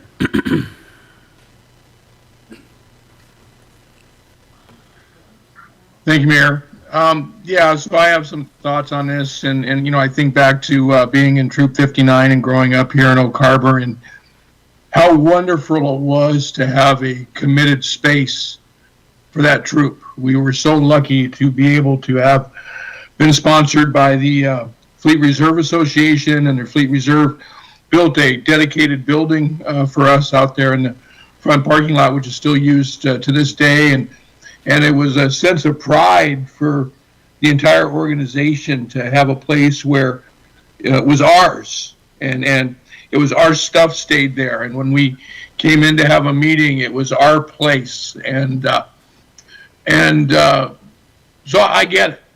And so I'm going to make a motion that we table this item until the July meeting, and with the idea that it gives the local organization time to talk with the state organization, see if internally they can't work something out. We can sit here and subjecture all we want about what they're going to do internally, but I'd rather just give them the time to do it. Certainly if the Girl Scouts of Western Washington decide to close the door on the offer over the next 90 days because we're wanting to move properly and cautiously, well, then they certainly have that right, and then we can obviously revert back to the agreement that we have that's all in writing. But in the meantime, I'd certainly like to make that motion and allow the local organization to work with their regional organization and see if they can't work out a solution. And I know Brian will be right there alongside them to support them the whole way. So that's my motion. Second. Thank you, Councilmember Wiesner. So we have a motion to have the local chapter or organization work with the regional organization, seconded by Councilmember Wittgenstein. Mayor, if I might, if I Oh, may. table, no. sorry. Thank you. Table it. Yeah, the Yes. motion is to table. Table it, sorry, yes. July meeting, sorry, thank you. I was trying to get all of the details to what he wants, though. So yes, table it to the July meeting for you guys to go back and work within your organization. And that motion to table was seconded by Councilmember Wittgenstein. Is there any further discussion before I call for a vote? Yes, Mayor Pro Tem. I agree with the tabling, so I'm not debating the tabling issue. Just in terms of what the city's role is in this, there's a number of decisions that need to be made. Ultimately, we only need to decide if we want this building or not. That's our decision. Sounds like that there is definitely some additional communication that can happen within the Girl Scouts organization, but to the people that are here tonight, I just want to say that no matter what happens, the city is always willing to communicate and be flexible, and if you need something, let us know. Whatever happens, I don't want you to feel like the city is not a partner in this. We'll figure it out.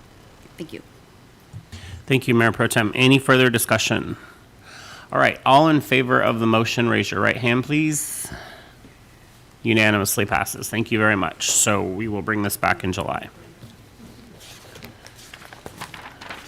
All right, moving on to professional services agreement for urban forestry master plan.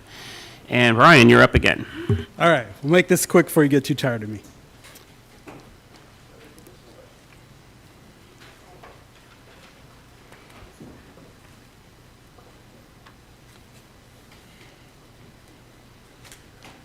Thanks, Tim. Okay, so we have before you the professional services agreement with Planet Geo for the urban forestry management plan. And just to bring you back up to speed and give a little bit of a background, in 2023, the city was awarded $1.6 million in a no-match grant funding through the United States Forest Service. And the grant funding specifically addresses citywide needs regarding urban forest management planning, tree canopy retention, resiliency and advancement, vegetation analysis, access to green spaces, emphasizing disadvantaged communities, which allows us to have an exemption to the match, and citizen volunteer programs and promotion of green careers. This grant also provides funding for our staffing in our arborist section, and focuses heavily on the planning that allows us to look at other resources and opportunities to support beautification and access to green spaces in the community for the next 30 years. The plan is a roadmap for managing Oak Harbor's urban canopy, and the overall objective is to produce a comprehensive and adaptive management plan that can effectively be implemented. We want to involve the public, get a lot of input from them regarding those priorities, and have both for interest in both the public owned properties as well as private properties, and look at vulnerable regions in the cities the most vulnerable regions of the city's urban forest landscape. The plan will look at stakeholder engagement and findings. It will update the tree inventory, planting strategies, look at municipal code revisions and standards, and implementation plans of the grant funds that we received over the next 5 years. The city issued a request for proposal for the management plan on October 22nd, 2024, and the city received 2 complete responses to the RFP by the deadline. DUDEC came in at $267,560, and Planet Geo came in at $307,480. Their base bid was $265,480. So it was really interesting to see that they're only $2,000 apart, which shows that it was a good scope that went out, and they were able to provide us a good cost estimate based off of that. So Planet Geo was selected as the awardee. We negotiated that price down a bit with some efficiencies and in-house work that we can do with our arborist team. We currently have $650,123 in grant funding allocated in 2025 for forestry operations and projects. The scope of this plan will look at project management, research existing conditions, like I mentioned, municipal code and standards. It'll provide internal and external stakeholder input, public education engagement, and recommendations for grant funding, project implementation, focus on disadvantaged communities, and draft a final plan development. We did look at the cost. Originally, we had budgeted $75,000 out of this grant funding for the plan. Looking at what plan costs were several years ago, since COVID, planning effort amounts have more than doubled, and we see that also with construction costs as well. So we did look around. We wanted to make sure that we had a proposal that was fiscally responsible. Port Townsend just last year in 2024 did a similar plan for $180,000. So with the negotiated costs, we feel like we are getting a good price for the planning effort. The recommended motion is before you. I'm happy to answer any questions. Great. I will confirm that we've received no public comments on this issue. That's correct, Mayor. No comments were received. All right, and do we have anyone here with us this evening that would like to step forward and make public comment? Hearing none, I will call upon council for their comments. Now you all are talking. All right, Councilmember Stuckey. First question, are we at any, I honestly can't remember, this is a state grant, correct? This is a state-administered federal grant through the Inflation Reduction Act. Is there any chance of losing this grant, do you think, with everything going on? I mean, your crystal ball is not great. Okay. Is this plan a requirement of the grant? This plan is one of the actions that we submitted in the proposal that would be done. There were kind of a few main elements that the grant funding was to be used for. One was promotion of green careers, staffing. Another was helping disadvantaged communities access green spaces. Forestry planning is the major component of it, yes.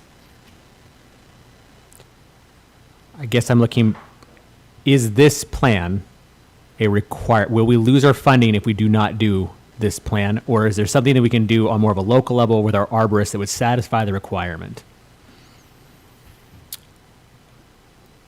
I think that might be a question for Wendy. I don't believe that it would jeopardize the grant if we were not to do the plan. I think we can still fulfill the requirements of the grant. We would change. We have an opportunity each year within the 5 years of the grant to make adjustments to what projects we're doing with the funding. I don't believe that any one specific element is required to be done in order to meet those grant stipulations. Sabrina, is that what you recollect too? Because I thought we had this conversation earlier with. So the grant requirements, it depends on, I think what he's saying is that we just need to check with Wendy that it's not a specific element that we have to add, so. Right, I thought we did that. Okay. Yeah, sorry, we didn't go through that. There's just, each grant has specific requirements that we need to look at, and I don't want to answer that question without looking at the specific contract. Yeah, we did put it in the proposal for approval of the grant that we would do a forestry management plan as part of it. But that forestry management plan isn't specified if it's internal or hired a consultant.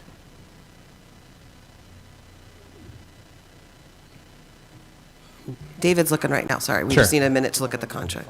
Yeah, sorry, okay, that's what, we were trying to see if we could look That's it up. okay. and we No, can't. just that we would utilize funds for it, but I think, yeah, we probably Yeah, could go either I way. get, I guess. And to your point, Sure. a lot of what we were able to get in the cost savings of the amount was bringing some of that scope internally, right?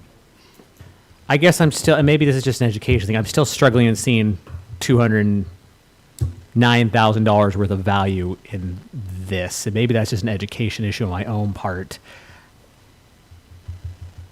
I guess I just hesitate with that much money. And is this one of those plans that's going to be worth that, or is this going to be a put on the shelf sort of a plan that we're trying to take a box off of? Well, the very reason we're doing the plan is to lay out implementation for the grant funding, the $1.6 million. So of $200,000 of that, you have $1.4 million of improvements and beautification that's going to happen through the city, and also lay out our internal processes and systems for managing the urban canopy. Okay, thank you. Anybody else with questions or comments? David, is Wendy here? No? Okay. Mayor Pro Tem, did you have a question? Yeah, okay. Thank you. My little aside question was just verifying that the plan is a required component of accepting the grant funding and the larger picture. David has an answer for you. Sure. So in the grant application itself, it does say that the city will contract with a qualified consultant to put this plan together. So. Will, okay. Yeah, it says we will contract with a consultant to do this. Okay. In the application. Okay, and the 209 is going to, Brian, I think you just said it's going to come out of the overall grant funding? Mm-hmm. Okay. Okay, so it's all just a smaller piece in the big picture project? Okay, yep, thank you. That clarifies it. Great. Thanks, Mayor Pro Tem. Any other questions or comments? Oh, Councilmember Wiesner. Thank you, Mayor. And David, could you read the rest of that sentence that when you were saying it requires us to hire a professional consultant to do this? I mean, what's the rest of that verbiage? Does it say an extensive urban forestry management plan, including, maintenance of canopies, or is it just talking about a management plan? He's like, it might take a few minutes to find those details. And why he's looking at that, Brian, kind of an unrelated question, but actually related. Within this plan or within this budget that we're talking about, you hit on some very, very key components, making, accessible to, everybody in the community, and I just think back to our food forest that's, down in the middle of our, commercial corridor. Do we still have somewhere in our mind that through this program, we're going to be looking at relocating that food forest to a neighborhood somewhere where we actually can have a neighborhood that feels like they're taking ownership of that and are actually able to go out there and use that and enjoy that versus hopping in their car, driving downtown and parking on the side of a busy street? Yeah, we've partnered with the Garden Club. We're looking at plans for establishing a community garden at Holland Gardens, adjacent to Neal Park. We're still looking at what the landscaping plan looks like for the development of the Hilton property. We don't know yet if they'll take a portion of the city property that would affect that or not. So we don't have any plans yet until we get an application and know what the results of that will be specifically for the Imagined Food Forest. But we are, regardless, going forward with community garden plans there at Holland Garden. Yeah. Fantastic. I mean, I really strongly feel it needs to be in a neighborhood where, they can take ownership of that and feel some pride, yep, right, in having that outside their door. So, obviously, I think that falls into this grant program and one of the ideas behind the grant program, and want to make sure that we're keeping in mind that that other 1.2 million, $1.4 million can go pretty quick. And I want to make sure we're prioritizing those projects that are important to changing the landscape. And David, did you happen to find that? David? Yes, I did. So there's a lot of words here. So let's see here. It uses the words. It is a federal grant. So the purpose, it's supposed to be a comprehensive plan with the purpose to synthesize all relevant information and data regarding the current state of Oak Harbor's urban forests. It'll provide a comprehensive vision for short and long-term resiliency of the city's forests. And later on it says, in the first year of the project, the Parks and Recreation Director and key staff will develop an RFP for a qualified consultant to assess and identify the specific needs of the community in terms of urban forestry.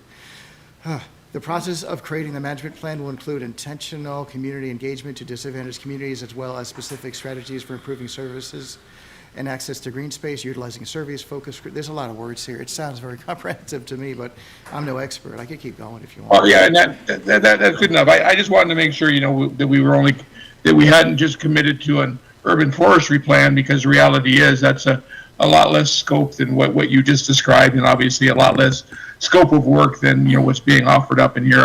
I do urban forestry plans all the time on properties we deal with. In fact, it's a common practice in real estate to get us into forestry taxation programs. We have to develop those plans, and developing a plan for the resiliency of an existing forest isn't rocket science. But when you start having to compile a list of all the components, and then you start having to, bring in all the rest of what you just said very fast. David, one of these days you got to consider a career in that guy who reads all the, effects of a drug at the end of the commercial, because you did that real well. But yeah, so I get it, and I appreciate you sharing that with me, David. Thank you.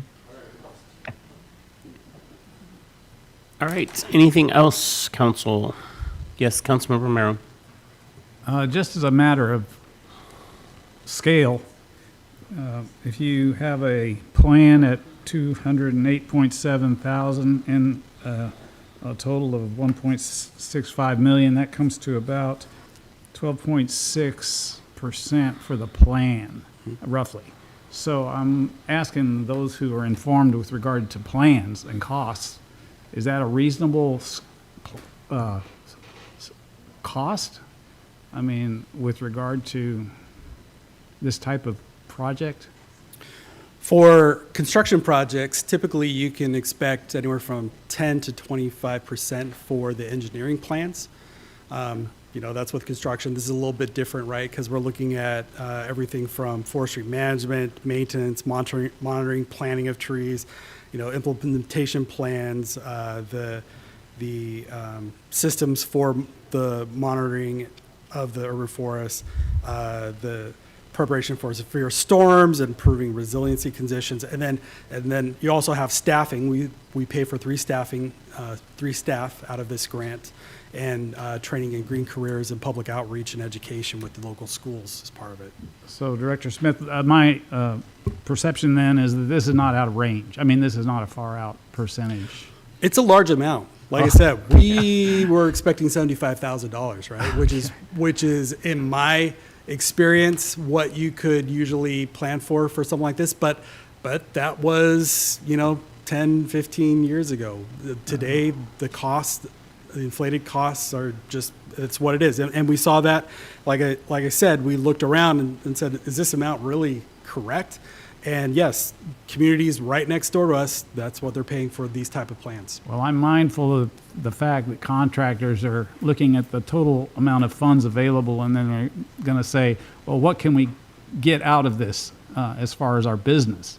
So true enough that there's the cost factoring and the countless thousands of line items, but the fact is, too, they're looking at a potential percentage. But do you think it's possible to be lower? I mean, this is it. I mean, this is period.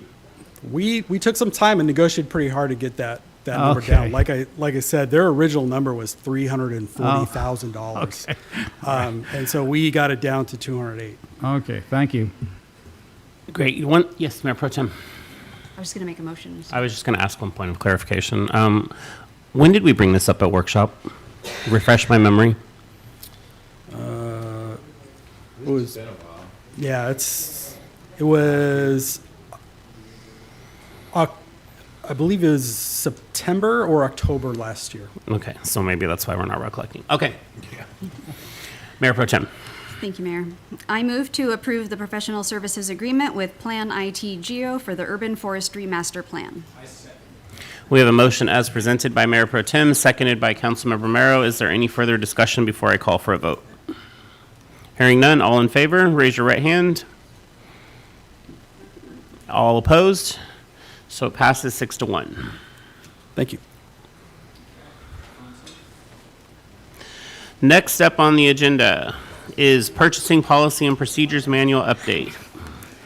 Here to introduce this is our Administration Manager, Sandra Place. Hi, Sandra. Good evening, Mayor and City Council members. Sandra Place, Administration's Manager, and I'm really excited to be here tonight to present the Purchasing Policy and Procedures updates, which we have been working on for many months.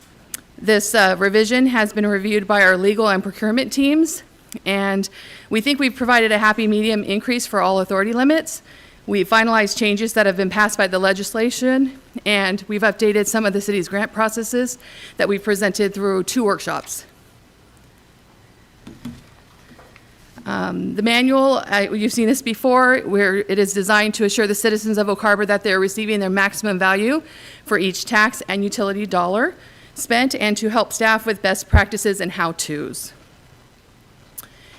In this revision, we've identified 6 objectives that we wanted to hit.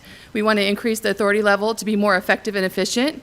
We want to standardize amounts. We want to update the policies and procedures to align with those legislative outcomes. We'd like to update the grant process.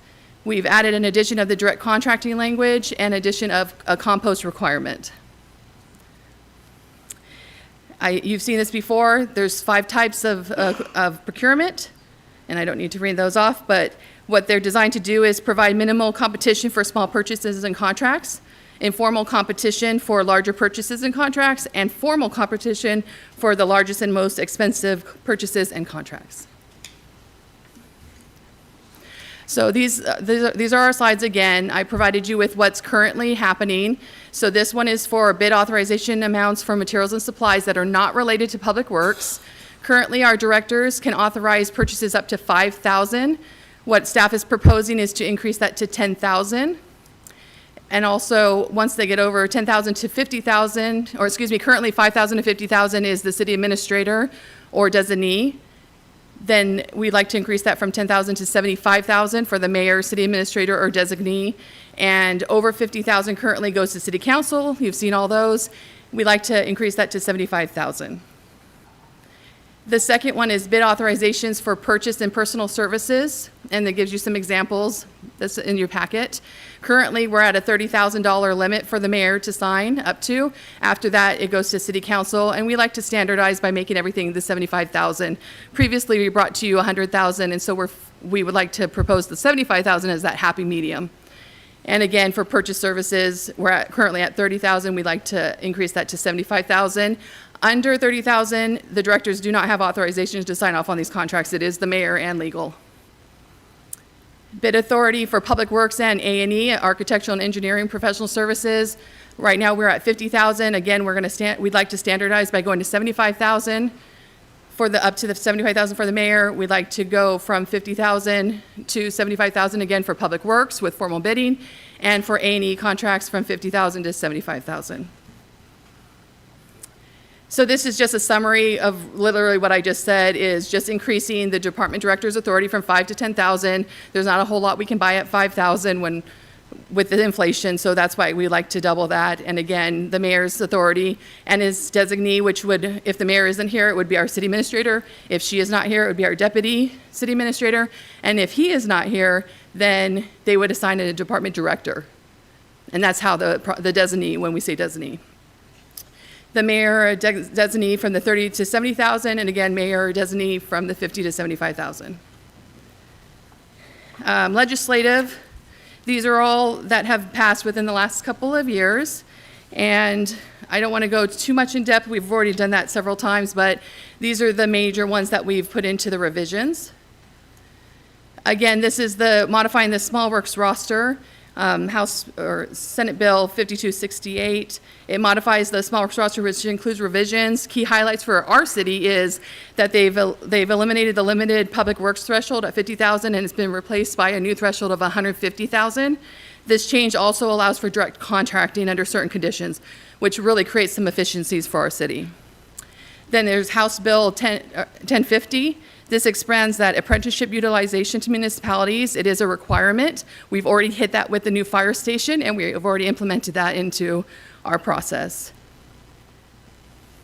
House Bill 1086 increased the project limits for community service organizations. This is the one that we're currently under $25,000 or $2, whichever is greater, for a community organization. What they've done now is they've increased that to $75,000 or $2, whichever is greater. And what I love about this one is they really specified that this can happen in one fiscal year. That was not previously determined, so it was kind of like, was it or was it not? And so it actually says it now that it can be used in the 1 year, and it can be used by multiple organizations. So if you wanted to do $25,000 for 3 different organizations, you can totally do that as well. House Bill 621 increased the standardization procurement levels and defined what a lowest responsible bidder is. That's really important because that can be interpreted different ways, and there is a checklist. Then we move to the grant process. I've worked with our finance staff, and what we really wanted to do, which is something we did do in the past, is all grants did not typically come to City Council for approval to actually apply for the grants. That was implemented several years ago, and it doesn't create efficiencies for staff, specifically if there is no matching funds or there's no long-term commitment. And we're also proposing something that doesn't exceed $50,000, which currently is the mayor's authority level So what we like to do is change the grant process to be able to be more efficient. This does not take away the council's authority to approve the grant when it's finally said and done. It just says we can move fast to apply.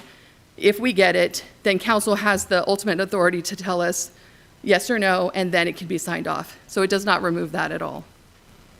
And this is just, I know you can't see it on here, but it's in your packet clearer. It just shows our staff, yes, the yes and no's. Yes, does it have a matching fund? No, does the matching fund in which direction to go? That way it's very clear for our staff. Some other significant changes that I mentioned earlier was that we need to remove the limited public works process. That's just a requirement. Addition of direct contracting, which will increase our efficiencies because we can actually just direct contract with one vendor if it suits our needs.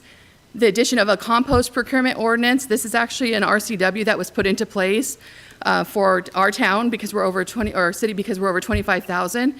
And what this does is it just tells us that we are trying to buy compost products for our projects. So it's not just landscaping. It could be preventing erosion. It could be stormwater runoff. It could be improving stability of and longevity of roadways. So we're just trying to figure out ways where we can use that compost procurement ordinance and to be able to look for other methods and move our sections within our document. You can see there's a lot of red and blue.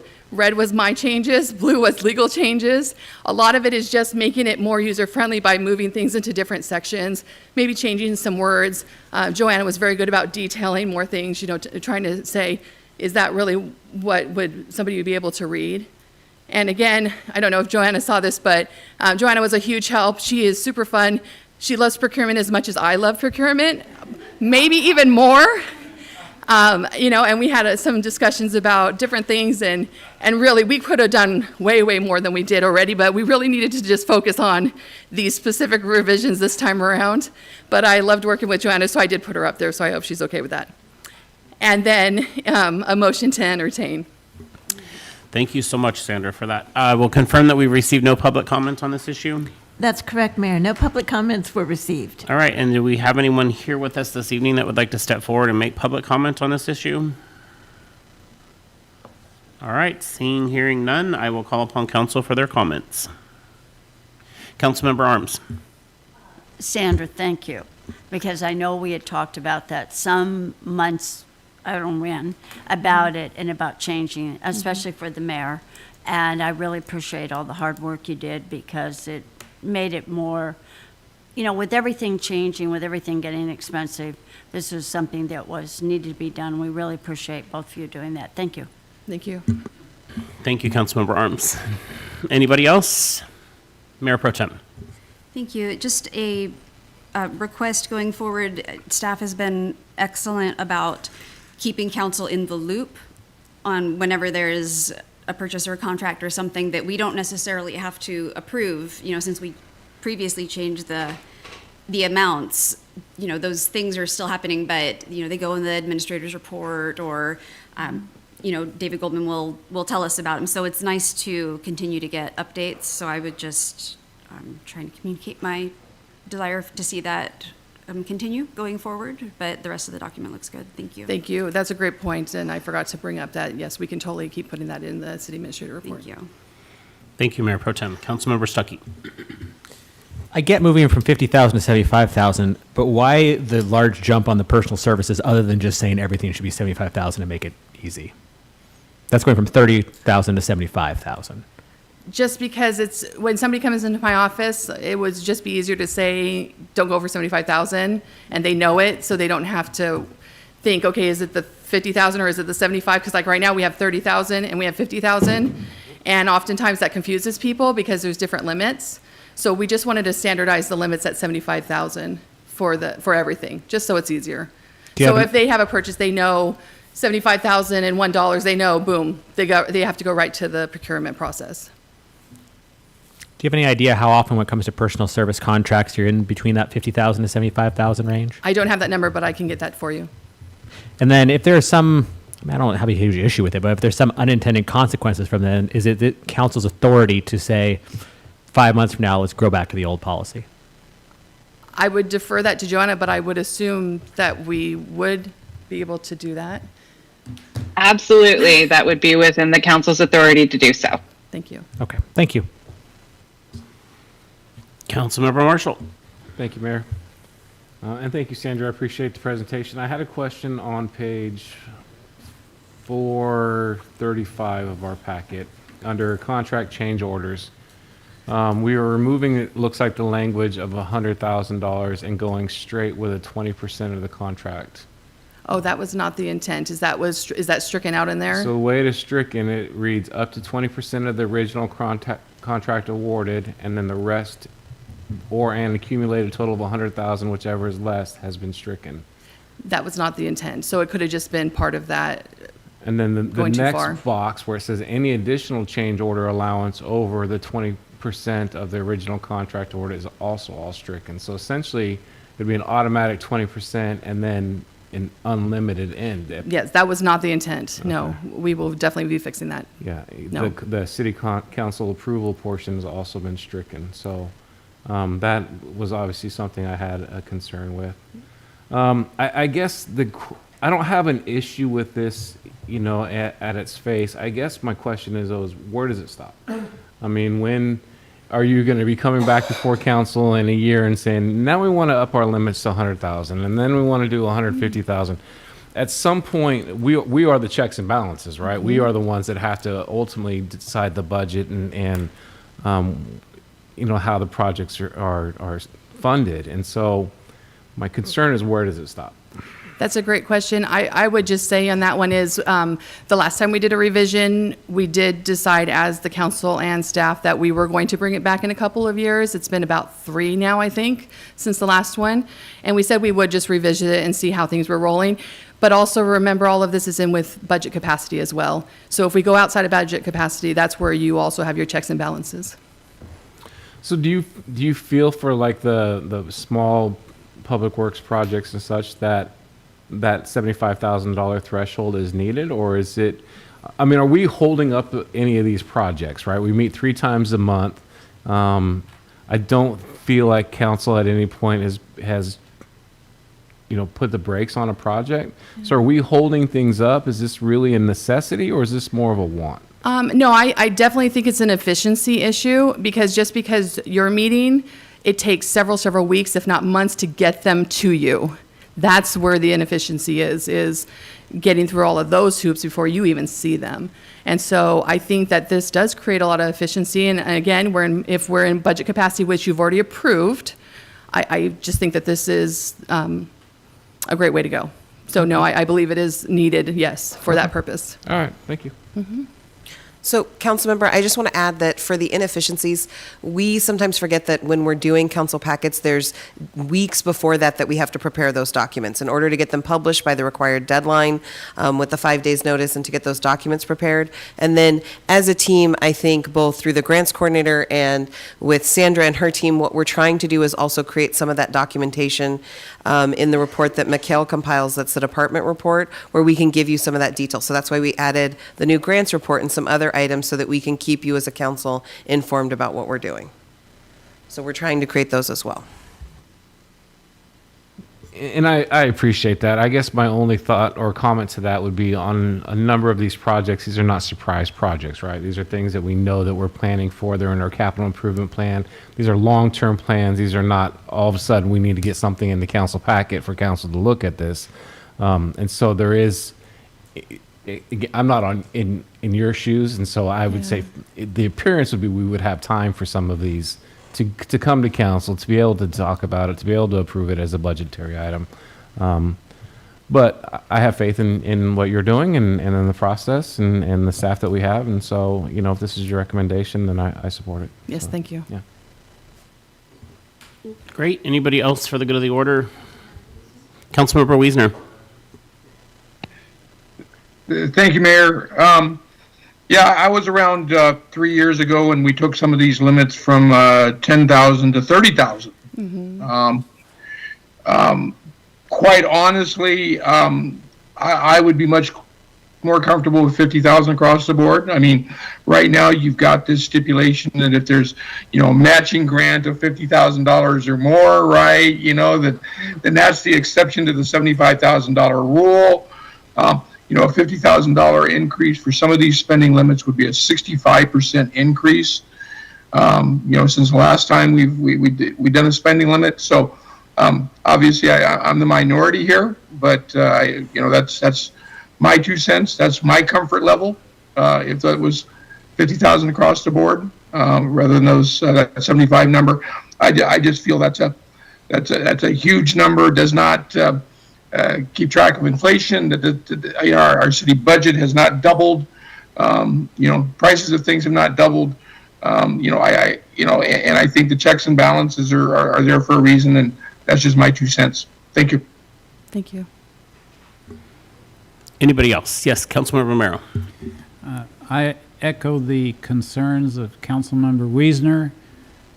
I am mindful that we've had inflation for 3 years, but the inflation is going to continue, so that even if we were at $75,000 and it was at that level, that's going to be eaten away as the years advance.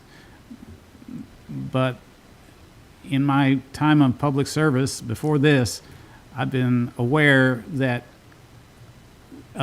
setting limits like this, we don't want to give up as a council our fiduciary responsibility with regard to these limits as far as spending in general too.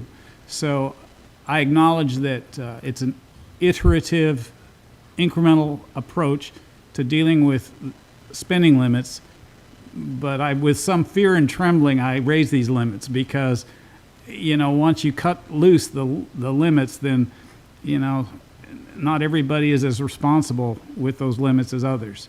So that's just all I have. Thank you. And if I could answer just a little bit on that one too, there is checks and balances in place that you don't see also that gets up to that 75,000. So internally, we do have a process where the department head has to sign off, procurement has to sign off, the finance director, and then the city administrator. So there are internal processes to make sure that we are having those in checks and balances, but I totally respect what you're saying about the council's authority. Thank you. Yes, Mayor Pro Tem. One factor that you touched on but didn't really emphasize is a lot of this, in addition to running it through an additional check, is the efficiency part, because the packet has to be out a week ahead of time and everything needs to be submitted for the packet a week or two before that. And so it's, in order to get council's approval on something, that adds weeks to any process. And sometimes there are contracts or purchases or grants or something that there's not that much time. So the trick is to find that middle territory where there's still an approval process, but we're not, clinging to that authority so hard that we end up losing out on grant or contractual opportunities. So, and I also appreciate the consistency of the 75,000 across the board. I mean, then you don't have to look up whatever category. It's just, that's just a convenience thing. So, yeah. So overall, I'm okay with this. The fact that any purchase already has to go through several subject matter experts to sign off on that before it happens is an additional comfort. So thank you for emphasizing that. Steve Schroer.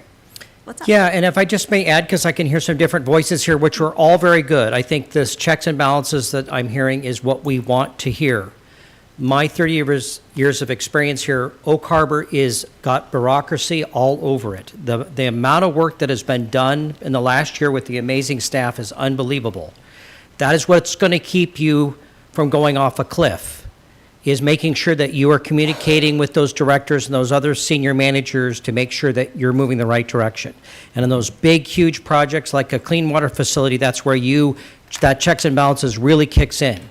You are going to face a clean water facility every single year for the next 20 years.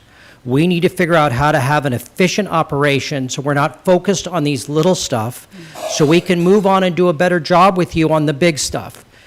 I'm overstating it, but I'm trying to best communicate this. We have limited staff here. We're in a limited place. We've got a lot of pressures, and we need to be able to move efficiently in this. And so, yes, we are going to come back probably over and over again to get you to an efficient spot, a more efficient spot, so we can really focus on those big, giant issues like the marina and what happens to a downtown that is falling apart and decaying, et cetera. So that would be my feedback. So please, we just ask for this. In my 30 years of experience, this is a little baby step, and you're not even really getting to where you should be.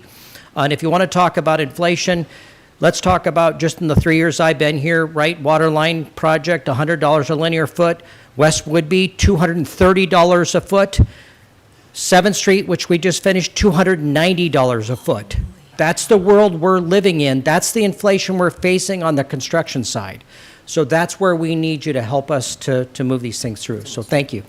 Thank you for that perspective. That is helpful. With that, I move to approve the updates and revisions as presented in the purchasing policy and procedures dated April 15th, 2025. Okay, we have a motion as presented by Mayor Pro Tem, seconded by Councilmember Merrow, but I just want to have a point of clarification. Was there not something about language that wasn't correct, though? Oh, yeah, Yes, the change order section needs to be, the intent was not to change the change order section. Okay. I don't know how to verbalize that. I don't know how to do that either. It must have just been a strike-through issue, sorry. Should Well, do we need to revise the motion to? Just real quick, Yeah. just to read you exactly what it says. Okay, thank you. Because I don't know if you have it in front of you. I don't, But sorry. it says, so what it says now is up to 20% of the original contract awarded. And then it says city council approval at the time of award. Yes.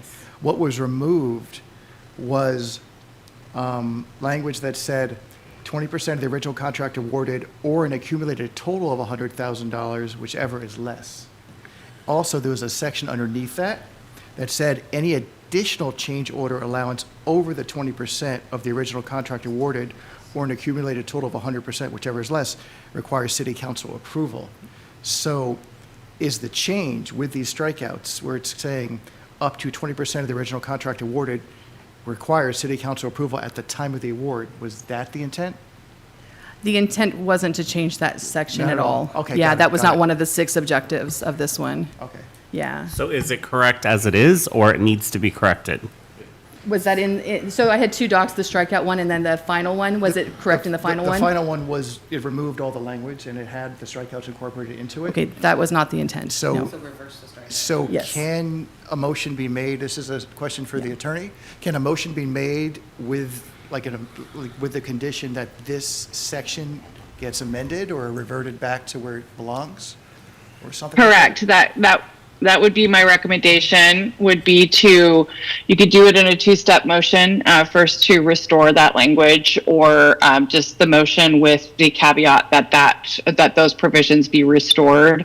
That could have just been version control. I think I remember looking at that section, and I may have inadvertently hit something there through editing. I'm not sure, but It totally if could the have been both of council us. wanted to restore that language, which it sounds like it needs to be done, definitely would be to qualify the motion with that language to be restored.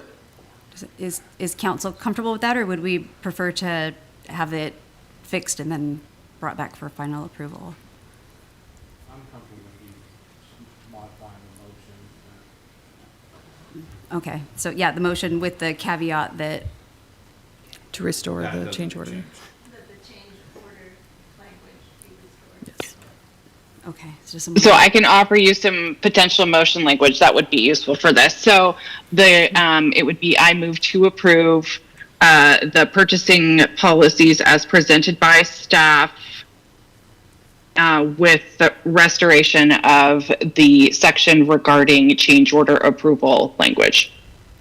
Okay, so there's already a motion on the floor, so does somebody need to amend it? You just let it die and it wasn't seconded. It was seconded. It was seconded. Oh, then it needs to. Needs to die. The easiest way is You- to tell a vote.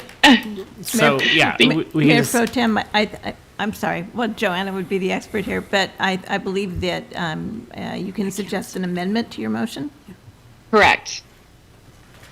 Do you want to do that, Eric? yeah. Or I can amend it? Yes, Mayor Pro Tem. I move to amend my motion by adding the language.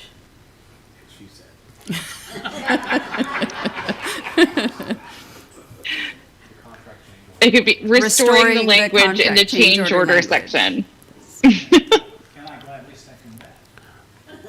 Okay, so we have an amendment to the motion to amend, restore the language back to,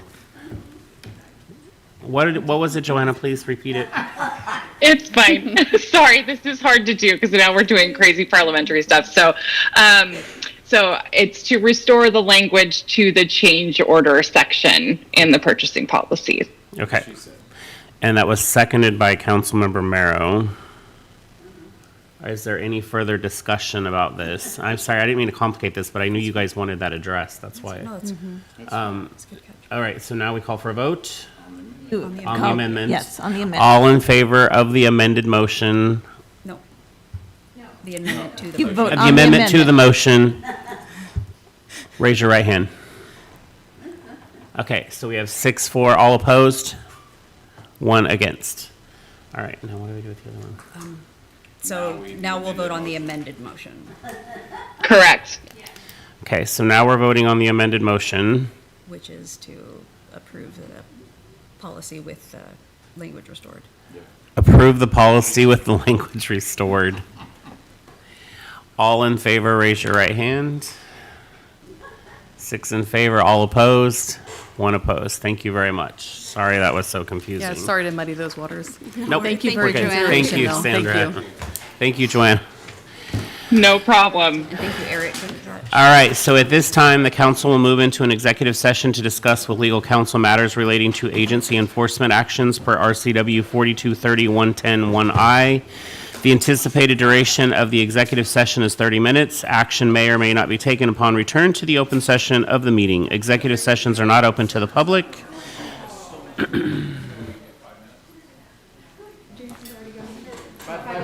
So it is 7:55. Let them go.